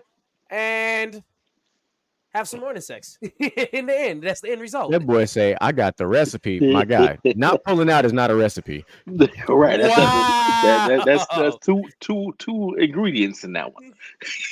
Yeah, the sperm and the egg. Wait a minute. Whoa, Mr. Jig. You ain't that far behind, bro. You one. I got two. Let me be. You one more trip to Galveston behind. Hey, yo. Hey, wow. Listen, not I. That factory broke. Out of business. Condemned. It's cobwebs in that motherfucker. They closed. It's condemned. That motherfucker do not work. Out of commission. No mas. We did not sell to the highest bidder. None of that shit. We just closed the fuck down. We didn't even sell to the bank. We didn't even file for bankruptcy. We just closed. Yeah, your boss acting like a fucking spirit Halloween. Yup. Yup. Hey, you remember in No Way Home? It was like, is that the only place that it comes out your body? Yup. There it is, right there. The cobwebs, bro. Hey, special occasions, and either way, them occasions don't revolve around babies being made. This dude. Boy, I shoot up gyms. But you know what? So what he's saying is, instead of pulling out, he grab and pull tighter. Wow. Shoot the I was club gonna up. say, y'all, Shoot but the I whole feel club like up. us talking about how we close out the night, these are actual real experiences, like 100%. yeah, like And that's a light one for me. That's probably like that one I told y'all is a good solid 5. I got something that's even.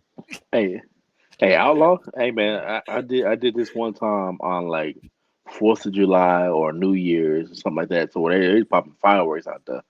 So that had her in a trance. this man getting romantical over here. Hey man, he out here. Hey, you out here dickmatizing females, bro. What's really going on? Hey. But this is the kind of treatment that women get when they actually put in and invest in the in the date and in the dude. This is the kind of treatment that you get. If all you want is to spend money on you, you're not gonna get that walk on the beach. Fuck you. You got to walk back home. But me, like, I'm 100% off script. Like, I'm 100% off script. Like, I literally go that whole term, keep that same energy, or I'm gonna match that energy. That's exactly what you gonna get from me. So if we vibing, hey, we vibing. And I'm gonna feed off of you the whole night. So whatever happens is unique to you. It's like a personal trainer. It's a program designed for you on that particular instance or night or situation, whatever the fuck the case might be. Because I do my best work solo. I enjoy being a wingman, but I do my best work lone wolfing it the fuck out. Oh, and I'll tell y'all about what the fuck happened. I'll tell you what happened on Monday. But that's just me. Look, boy, look, DJ Mike, we getting all the love tonight. Look at him. Hey, what's up, Shakira? They got nothing but love for you, baby. It's on my Facebook page. What you think? You're right. Oh, I'm not connecting my Facebook page to this. No, sir, Bob. There's too many professionals. I shared it on my Facebook. I cannot. I have far too many professionals on my book, and trying to keep it that way.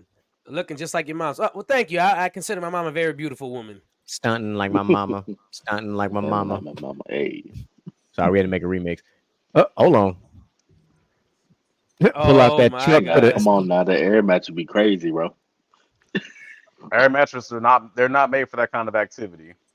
I mean, you gonna blow a back out and blow a hole in that motherfucker. You gonna be sitting at the bed. He's sitting there like a taco.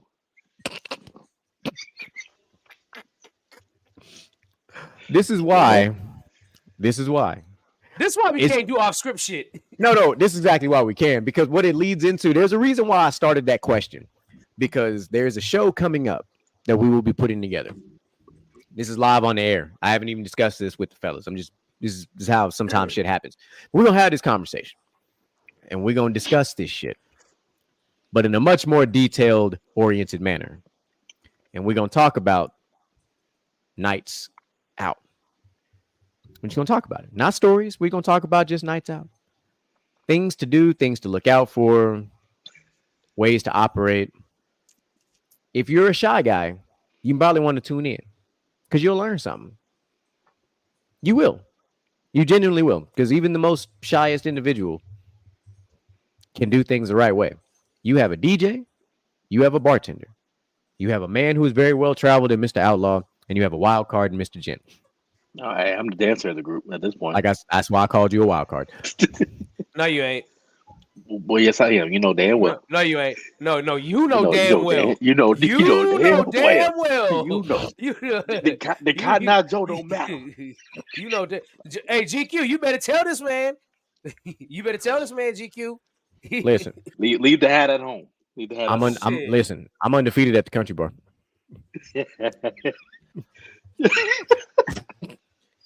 You got one day and one be at the country bar, bro. For real. Listen, you thought Roman Reigns was a tribal chief. Catch me at a country bar. I know you got it in you, boy. I'm him. I know you got it in you. Oh no, I did. I'm new to. I was new to the country game. I'm new to the country game. I didn't even start till I was like 23. I'm new. I didn't start till I was like 24, 25 because of I was new to this. Now I'm true to this. I tell you what, them white women love a good old black boy that know how to line dance. Why you gotta say it like that? And especially on Juneteenth, I just thought hey, I just thought I had more salt to the wound, especially on Juneteenth. That's the most To Kill a Mockingbird thing I've heard all day. Over there, you gonna build me that shiffer robe?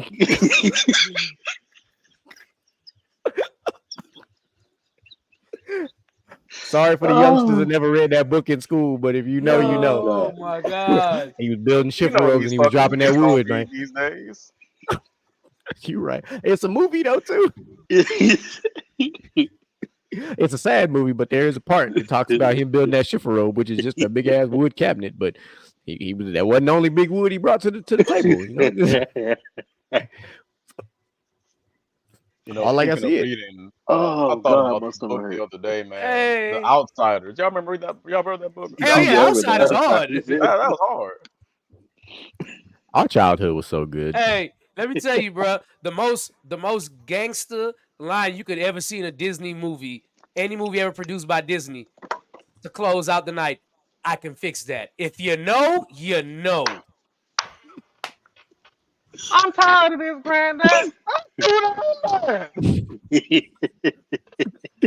Man. And see, this What a generation fucking ties that whole phrase that I can fix that to Tony Stark. Oh yeah, Shakira, absolutely. Go ahead. Uh-oh. Go Look, ahead. live on the air. I like an Look. unscripted topic. I'm not even nervous. What's up? I'm trying to tell you.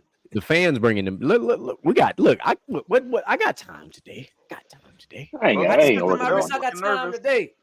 Speaking of, while we're waiting on the topic, don't forget this Saturday, Grown and Sexy R&B only here in Baytown, Texas, 207 West D.F. DJ Micah B in the mix, R&B, 1000% all night. Come get your Grown and Sexy on and be rocking with me. Hey, you said somebody getting Saturday. pregnant. Man, R&B don't do nothing but produce children. What? You remind me of my Jeep. I'm telling you. Look at this one. Look. Look. Somebody come look at this. What's old boy name that be on the podcast with Shaq, the big dude? That's exactly what you like. Just not what you to do. Yeah, and see, hey, Moose, you right there with me. Ooh. With the emoji. All right, I'm with it. Which Oh. we talking about like that's talking about like actual genres or music as a whole. Because if we talking music as a whole, man, that's If we talking music as a whole, man, like the 90s might have it. Ain't no mind about it. 90s because pop music alone was the big part of the 90s. Obviously, we had gangster rap. You had that's a good question. One of the high points of the how do you feel about a woman? How do you feel about to answer Claude's question, I am going to say if we're talking about it, music as a whole, I'm going to go 90s. Yeah, I'm definitely going 90s. I'm going 90s. 90s. Yeah. Hell, I could exclude hip hop, and 90s would still be the winner. Big facts. Yeah. Like alternative was huge, emo music was getting big, rock and roll was huge, like R&B was on fire, pop was on fire, country was on fire.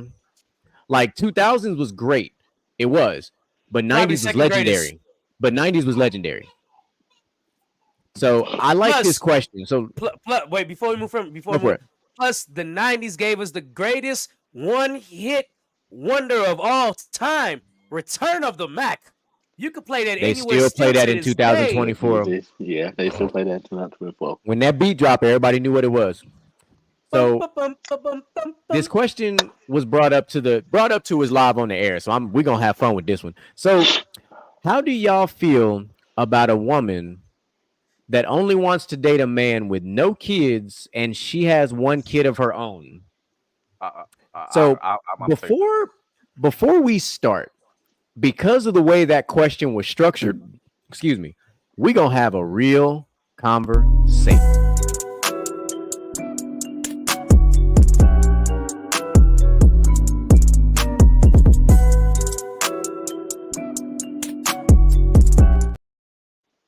I left that question up there while the music played because this is a phenomenal topic to have a real talk conversation about.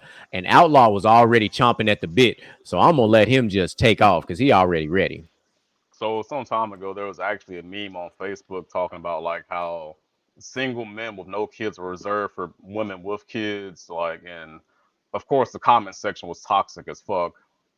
But I'm gonna say this: like, if you got a kid and you out there dating, you got to understand that like your options, they've changed. Like there's no like, it's just different when you're a parent and you trying to date. Like there's no like, oh, I got a kid, you can't have a kid. Like that's just fucking hypocritical. Like you don't want to deal with baby mama drama. I don't want to deal with baby daddy drama. But I understand that as a single father, that's kind of the reality that I got to deal with. Like I don't expect to go out there and find a woman who don't have kids. Like if I do, cool. If I don't, you just gotta set your own limitations, honestly. Like if you got one kid, you should date somebody who only has one kid. If they got two kids, you got two kids, that's 4 kids. That's a lot of fucking Happy Meals. I don't know how you gonna make that work, like you just gotta be realistic. And I done seen some women out there with 5 and 6 kids talking about I'm looking for my king. You looking for a fucking sponsor. The fuck I'm gonna do with your 5 kids and you? I just ain't no fucking way. Like, how? So when you got kids and you date, you got to be realistic with your fucking self. Like, you can't be out here being very, I'm not gonna say choosy, but just understand that you a parent, you probably gonna have to end up dating another fucking parent. Like, is most people who don't have kids may not want to jump into somebody else's save game file where it's already like progress started on it. You know, I'm just saying. And you gotta be okay with that. I'm okay with it. Like, I don't come across women who don't want to deal with a single father. That's cool. It don't hurt my fucking feelings. You losing out on a great situation. So fuck you. Jesus. Pick me. I'm just saying. Like, I know what I have to offer, and if you don't want to, if you don't want to hop in, that's fine with me. I can leave you behind. Look, Micah, just take off. Just take off. Go ahead, man. Just take off. No Migos. Oh man. Ooh. Bar. Take off looking at us. Michael Jackson concert in heaven. Let's get to the meat of this, because I think the same meme you were talking about was the same meme I saw, and I simply I shared it, so we know about this meme. Yeah, okay. So let's jump in, and I don't want to say all women are like this, but a lot of y'all are like this. Y'all want men with no kids because you know the hell you put your own damn baby daddy through, and you can't deal with another one of you. That is a fact, bro. I've seen it time and time again. You know exactly what kind of hell you put your baby daddy through. And the messed up part is the ain't shit niggas always get the cool baby mamas. Always. It be like that. They always get the cool ones. I wouldn't say that. Well, you wouldn't say that from your personal experience, but you know exactly what I'm talking. Don't do that. From your own personal experience, you got some pretty cool baby mamas, because I know, I know. But come on now. I think let's change the verbiage real quick, Mr. Micah. I'm not trying to cut you off, but I feel like, baby mamas is a little ghetto and disparaging. Those are the mother of his children. Oh, that's true. That's true. They're upstanding women from what I can tell. Now, if they some ghetto ass bitches, then they baby mamas. But like, as far as I know, your baby mamas are pretty cool. So they get to be mother of your children. Yeah, they get to be the mother of your children. Yeah. No Fantasia, No Fantasia. Not only stress of kids, but just knowing how to parent. Yeah, that's true. That is very true. I walked into a situation. I met a chick who had a kid. I had no kids. I had to learn a lot about being a stepdad, and I had my days when I was not very good at it. Stepdaddy. Step. Right. Okay, so now I'm done with the trolling part. I just had to get that out real quick. I'm done with the trolling part now. But look, I agree with just about everything Outlaw said. Like, I feel like you want to be. Women like a man with no kids for them if they have a kid, pretty much because they want a man in a situation where they can teach and show how to deal with a kid in their life. Because if you come in not having kids, you don't necessarily know how to deal with kids either. Whereas if you have your own kids and you treat your kids a certain way, and you raise your kids a certain way, that's how you expect to be able to raise everybody else's kids as well. If you have to step into that role, and it just doesn't work like that. Every kid is different. You gotta know how to treat every kid different to manage what they're going through. So that's why I feel like women with no kids prefer a man with no kids, because you can teach them easily. Hey, this is how I deal with my kid when they're doing this. This is what I do, and this is what I do. Whereas somebody come and be like, well, in my family, they don't listen. We just beat their ass, which is. I mean, to your point, Mike, I understand, but when you date somebody who has kids, you got to understand that you're also dating. I'm not gonna say dating their kids, but they're a part of the package, Oh yeah, for sure. You got to kind of get to know them and build that bond with them, because motherfucker be real quick to be like, "You're not my dad," and it's like, bro, I'm over here buying your fucking fruit snacks now. Like, I am your dad. Your dad left to get milk. You lactose intolerant.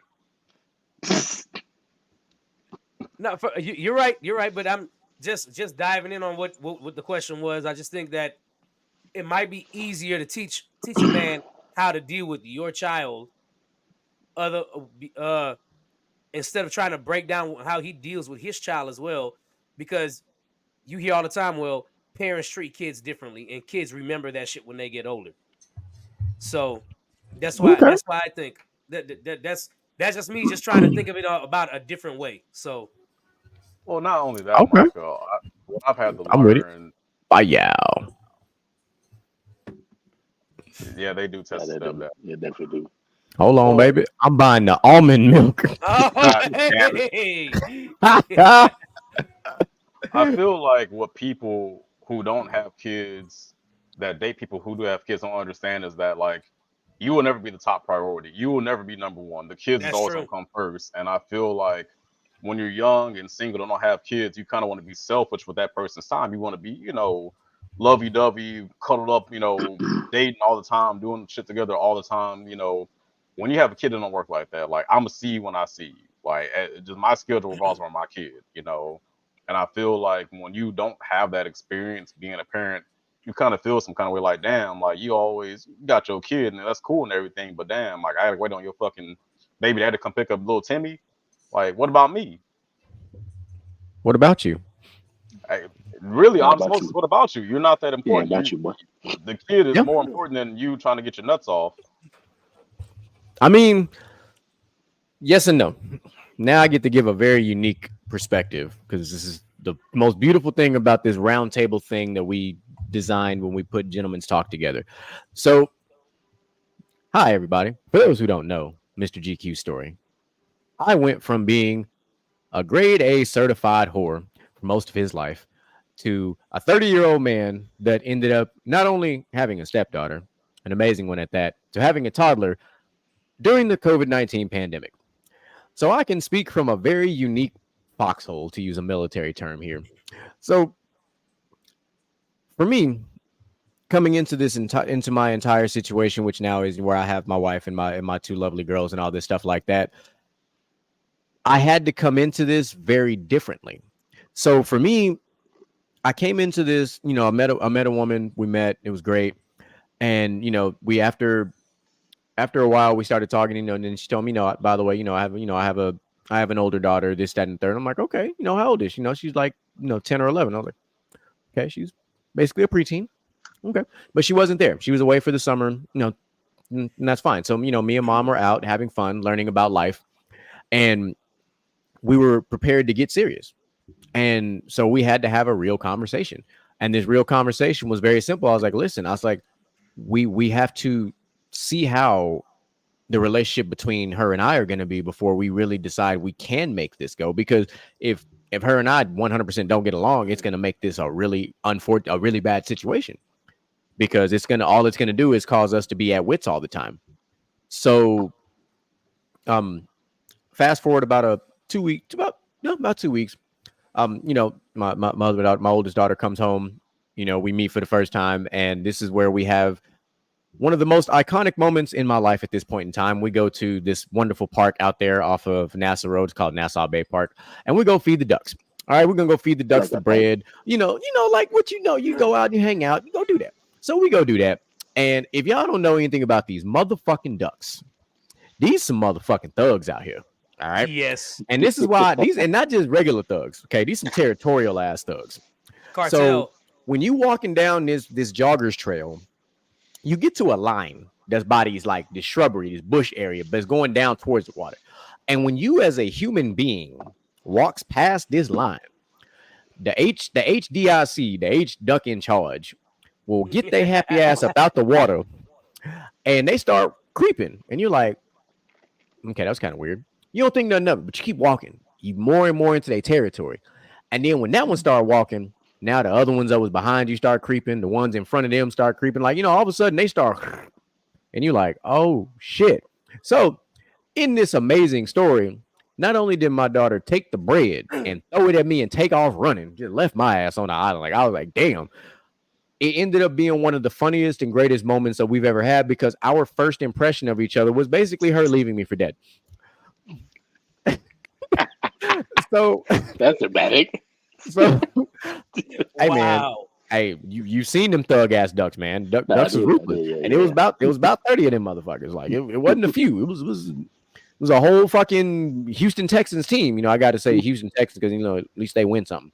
So, this team had a very good plan, and it was get your ass back behind this line. So we got once we got back past wherever the fuck we supposed to be, they literally just turned around and went on about their business. Like, I was like, okay. So after that, our relationship was great, and then all of a sudden, hey, bro, fuck them geese in Wichita, bro. I spent some time in Kansas. Fuck them tall, long neck ass, gobble having looking motherfuckers. Hate them all. You can't even put them in a headlock because they got doggone necks with like water hoses, bro. You can't get no grip on it. Like, no, like you just got to punch them and run. Like they do bite, and they do hurt. bite, and they headbutt. They 100% they headbutt. They throw that neck around like giraffes.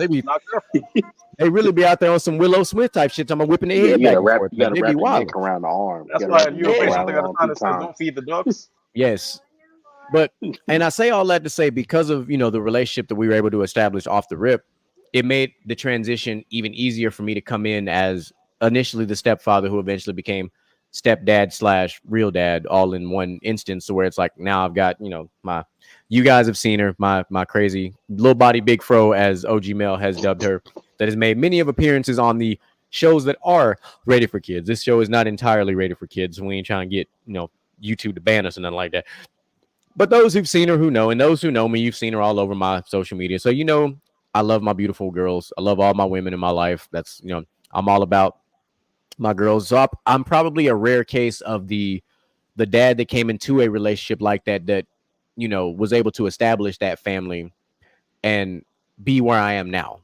And to be completely honest, for me, that was probably one of the biggest changes in my entire life. Outlaw can speak on this. I was in a very, we're not going to say dark place. I was in a dim place.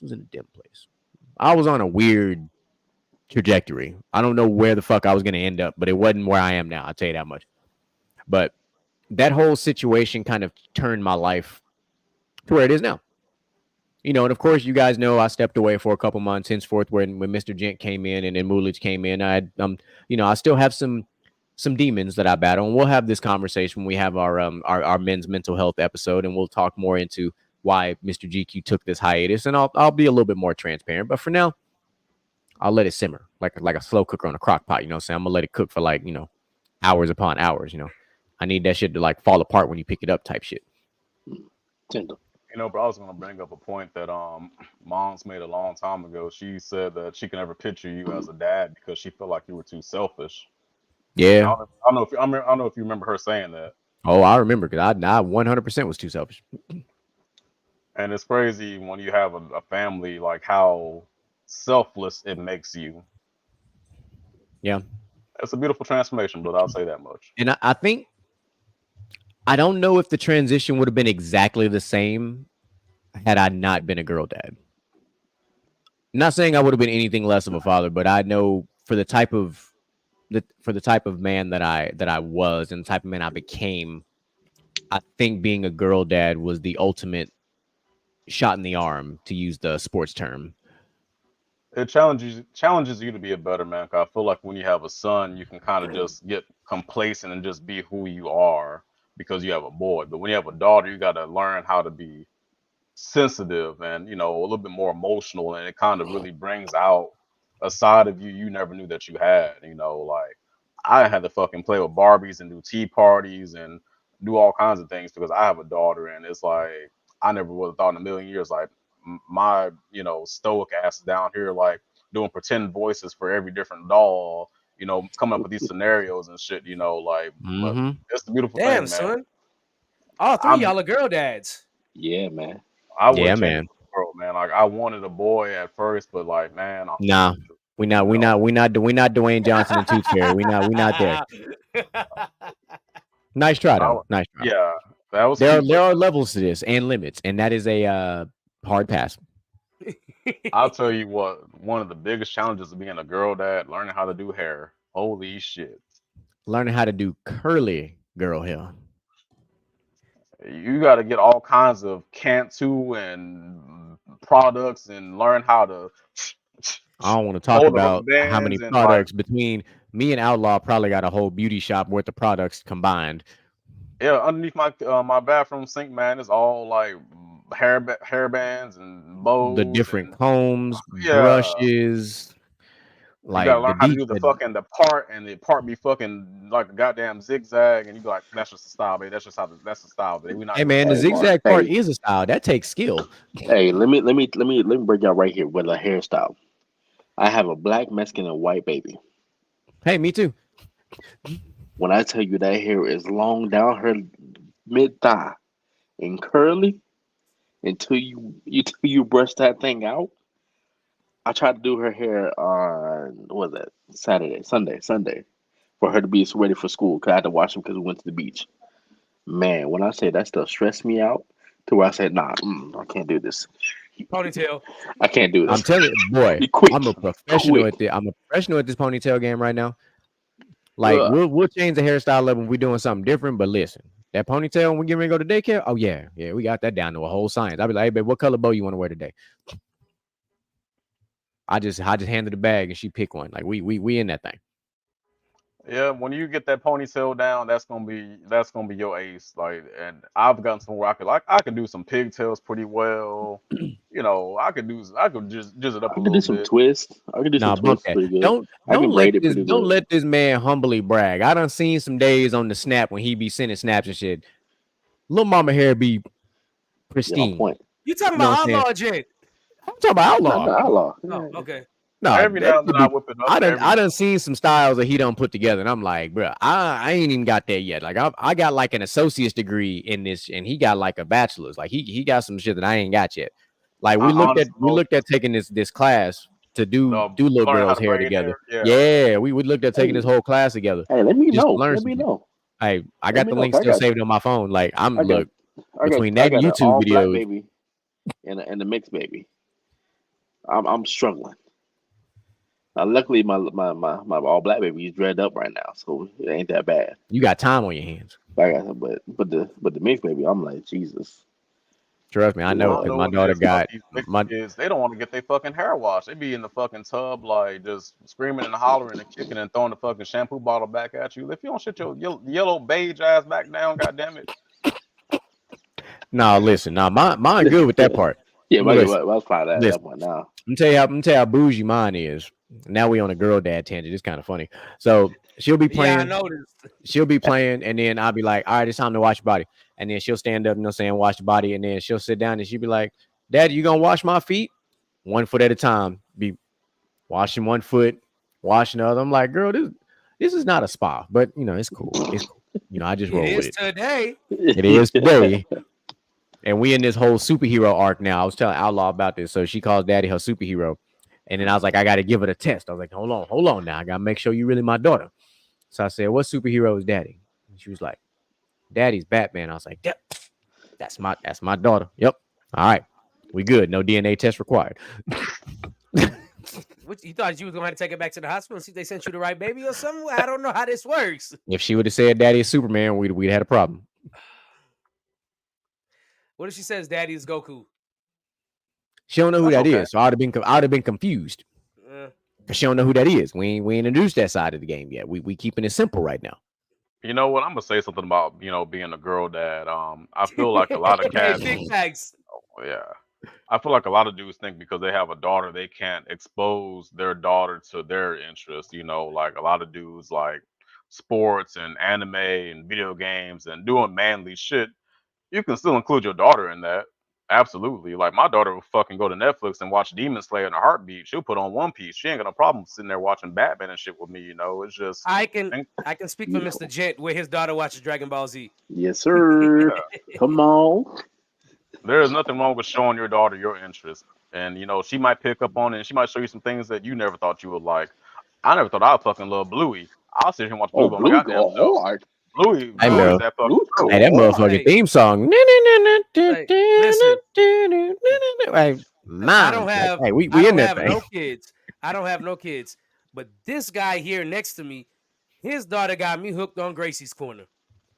Boy. Hey, let me put y'all on. Snoop got a little. Oh yeah, Doggy Land. Doggy Land. Wow. Come on now. Listen, my daughter right now got me on DJ Ralphie, bro. I showed that to Micah the other time when he was over at the crib, but that man turned normal songs like Head, Shoulders, Knees, and Toes into whole ass club bangers. Bangers. And then my daughter was messing around and watching R&B touch to Yeah. it. Yeah, she'd be watching all of it, but she was watching one of DJ Robert. He was teaching the cha-cha slide. She was like, Daddy, I can't do it. I said, oh, don't you worry. Your daddy got you. We're going to learn today. You gotta learn this one. Boy, we was in there. We was in the living room tearing it up. But like, I don't record and post a lot of that stuff. Cause like, to me, those are like those moments that's like, Yeah. you know, those are just moments between like daddy, daughter. Like, I don't need the whole world to see what, like, I really don't post a lot of videos of like me and her. I post a lot of stuff like when we do stuff together. Yeah. But like stuff like that, those are like moments that we'll share forever together. You know, the world don't need to see every, you know, moment of the special moment that, you know, a daddy and a daughter shares, because those are just memories. Obviously, she's only 2 right now, but when she's like 7 or 8, those are going to be the greatest days of her life when she graduates high school. Like, remember that day when we was doing this, did this? Yeah. So this is a question for the people who are with children. I'm sorry, Micah.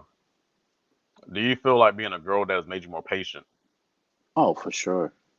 I can actually answer this question, which is the crazy part. Yeah, you got God, daughters and sons, and all right, Micah, go ahead and cook. So. What's your take? Yeah, I raised 2 goddaughters for the most part, and yes, it made me a lot more patient. It's made me a lot more emotionally intelligent too. And that's the two things I always tell people. Like, that's the 2 things I learned from them. Women have a lot of patience, bro. Much more patience than most men. Man, women got a lot. Most women got more patience than men do. They got a lot of patience. And as a dad, you gotta have a lot of patience, especially when it comes to your girls. With your son, bro, let's get this shit over with. You ain't doing that with your daughter. Yeah, no, you know, with your son, if you're trying to hold the flashlight for it, you ain't holding it steady, you can cuss his ass out. With your daughter, you can be like, baby. I can't wait till that day. Boy, I can't wait till that day. If I ever get a son, it is on. I can tell you everything my dad ever said to me holding that damn flashlight. You stupid or I had a son I know how to hold a flashlight. Hey, listen, my daughter holds a flashlight because she be looking for monsters. She be like, Daddy, I go get daddy flashlight. And what daddy got? Daddy got daddy flashlight. There you go. I say, you want daddy to pull out the red light, the green light, or the flashy light? Which light you want? But to answer your question, Allah, patience is just a small part of, you know, becoming a girl dad. You know, learn that being gentle and learning the long-lasting effects of what you say is definitely a part of being a girl dad, man. Because you can say one thing one day and you don't know how it affects that person until, you know, it goes down the line and they start showing traits of, like, you know, like, well, say like my daughter I think last week said she like, oh, I don't want to be fat. I'm still fat. And I'm like, what are you talking about? You even know what fat is? Look at daddy. I'm like, and look at you. I'm like, but baby, you're beautiful. You're smart. You're wonderful. Like, I have to realize that I don't tell her enough that she is beautiful. You know, that she is worth, you know, everything in this world. You know, so I had to learn the patience part is because my kids' attention span is this big. It's a fact. So learning that patience is not yelling at them, like, you know, as soon as they start doing something wrong. I saw a video saying, you know, and I realized that this is how I parent, is because I realized I don't whoop them. I whooped them at I spanked hands at a young age so I didn't have to do it later on in life, you know. I realized that, you know, I don't spank them unless they have their life in danger, you know. Unless they're gonna hurt themselves or something like that. If there's something that they're gonna hurt themselves, yeah, I'm gonna whoop that ass. What you mean? Sorry, I was in the middle of we're talking about girl dad. I'm in the middle of a girl dad moment here, so man, you know, it's kind of cliche, but remember back when we were like kids in the 90s and just get whooped for everything. Your mom would be like, "This hurts me more than it hurts you," and you're like, "Shut the fuck up! You're not getting fucking whooped right now." What do you mean by that? Yeah, but I'm then the one in tears. Emotional damage. The first time I whooped my daughter, man, I feel like the worst person in the fucking world. I was like, damn, Yeah, man. like I was in tears. I was like, I can't believe I just with this girl. Like I'm crying more than she is, and I kind of understood when my mom was like, this hurts me more than it hurts you. You ain't fucking lying. Like it just, I think I whooped my daughter like maybe about in her 4.5 years of being alive, maybe 5 times, and each of them times I was just like, just sitting there like, just disgusted, defeated. But she acted right after that, so I guess it worked out. Yeah, it worked out at the end of the day. Because I remember my daughter, I made a face mask, and then she put it's like a clay face mask, and she just all on the wall. And then I wake up just, and I mean, look like doo all on my wall. When I wanted just to, what are you? I'm like, baby, you made a painting for daddy? She's like, yeah. It's beautiful. But what we don't do is put things on the wall that, we had to pay for in the long run. So we gotta go ahead and clean that up, okay? Like, but it's my painting for you. I get that. I'll take a picture of it and I'm gonna save it, okay? That's being a girl dad. Being a boy dad, I know they probably tear them up. If it's the boy, it's like, clean that shit up. I'm gonna whoop your ass and then go kneel in rice. Boy, kneeling in rice is torture. Fuck that. Yeah, nah, for real. I feel like that was high key abuse. I never had that happen. I don't know, man. Some of y'all might get some abuse. surprise CPS. Yeah, some of y'all finna get some surprise CPS visit. Y'all keep talking.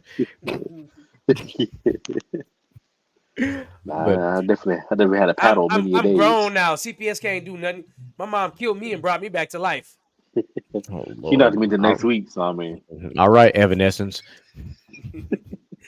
God damn it. Sorry. if you caught that reference, good. But if you didn't, you're too damn. If you missed that, ladies and gentlemen, you're too damn young. All right, you're too damn young. You know you're a 90s kid when you get nervous walking past trees. Your mom always be like, go pick a switch out. Lord. Oh, that was my great granny that did that. Oh, wow. But all in all, that was an outstanding topic. So I appreciate that topic being brought to the fold because it just shout out to you, Shakira. It just spurned off another conversation that we like to do on this roundtable. So we appreciate that. Of course, we've hit that part of the show where it ain't time to go home, but it's time to get the hell up out of here. Most of us are already home, but it's getting that time. So I'm gonna start on the bottom. Start with Mr. Gent over there. You got some closing remarks for us, sir? Yeah, man. Just go ahead and just like and subscribe. We're here every Wednesday. Go ahead and give us some love out here. We try to get to these subscribers up. So. Uh-oh. Okay. Oh, that man got his GED. I can't wait for next week for that next topic. What we doing next week, right? Oh, we're gonna let DJ Michael B bring us full circle on that. That week, that's gonna be a fun one. Outlaw, talk to us. Thank y'all for tuning in. It's always a pleasure to be on the show with these amazing gentlemen and these amazing audience. And I'll say this: if you're going on a date, get creative, get spicy. Don't do nothing boring because boring is not who you should be. Learn how to talk. Yeah, learn how to be romantical. Do some shit that you just kind of sounds outlandish. Even if it doesn't go well, they'll never forget that shit. Bullshit. DJ Michael B, let them know. All right. I want to give a shout out to the fans in the chat today. Shout out Shakira for giving us a good topic. Shout out Claude, my boy, for giving us another good topic. To my co-hosts, best co-hosts in the world, all three of y'all, like Birdman say. And for those of y'all out there, y'all better put some respect on our names on this podcast. We've been using references all day, so I just had to go ahead and use some references there. So, looking forward going through the rest of the week and going into next week. Tomorrow, you got PVT with the one and only Moolage taking the hosting position now, and it has been trending in a very, very good way. Very good way. Friday, best damn football show period. You got Moolage and Mel. You never know when GQ gonna pop up on his old co-host over there. I mean, tomorrow is the draft starting, so Yeah, well. Monday we come back here, basket to basket, and of course, with oh my bad, let me announce the host. Basket to basket with Troy, me, Moo, Boo Wop, and then Tuesday we're off, and then right back here on Wednesday. A very, very, very, very special episode on Wednesday. We got somebody coming back that we have interviewed before in Mr. London Lawrence, a good friend of mine. This is going to be the Beehive versus everyone. The Beehive versus everyone. Because here we go. It is going to be a fiery show. Y'all get y'all points together, please, all of you. Whether you're on Beehive side or everybody else's side, just get your points together because London said he is coming to cause hell on this show. He said he's coming to cause hell, and he's coming to make sure he wins, which we don't take L's on this show unless it's to each other. I'm just saying. Nobody here takes L's. But as Mr. GQ will tell y'all, I got that cast iron pot on the stove. I got oil in it already. That shit is turned on high, and it's time to fillet somebody up real quick. Flame. And we ain't talking about medium well where it's just nice and all. We charring this motherfucker up next week. Let's get it. Broiled. Damn. That boy say we burning steak next week. But he was right. All right. We ain't taking no motherfucking L's around here. All right. I said what I said. All right. I guess I'm going to have to change my motherfucking name to Ghost Rider next week because I'm raising straight hell next week. Absolutely. 100%. Anywho, Beehive versus everybody. All right. The reason this show exists next week is because there was a wonderful individual named Mr. Lundo himself, who we did a great interview with, which we do need to do another interview with. He is a massive Beehive supporter. Nothing wrong with that whatsoever. Nothing. Okay. We love the Beehive. He's on the DVD. He's on the Renaissance. Don't misunderstand what DJ Micah B said. We are not Beehive haters. This conversation came about when the country album came out, and then the question was posed about Beyonce being a top 5 R&B artist of all time.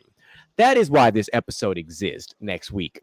So if you are a true, I don't mean a recency bias, none of that bullshit. I mean a true historian of the musical arts and game. Bring what you need to bring to the table, because I'm telling you right now, I'm going to be able to name at least 9. Ooh. That's a bold prediction. That's not actually a prediction because I already got them written down. But anywho, I got at least 7. It's not a slight. It's not hating. It's just the reality of the situation. That's all. And that's excluding groups. This is all we're talking straight solo art. I ain't gonna, because if we do groups, I might be able to go 15 deep. But you ain't lying. I think Destiny Child might be ranked over Beyonce if we include groups. So make sure you tune in for another fire one next week. Like I said, it's been great. I appreciate every single person in the chat today, man. Y'all brought it today. Y'all brought 2 outstanding topics to just continue this conversation. So, hey, when y'all pop up in the chat, man, moving forward, man, if y'all dropping topics, man, we ain't got no problem live on the air discussing that thing, dropping that knowledge, giving our points of view. By all means, continue giving us your feedback, because your feedback and our feedback is what makes this show so great. All right. Make sure you like and subscribe and follow us on the YouTube page, man. We are now 2 away from 700. 2 away. We one step closer to 1K.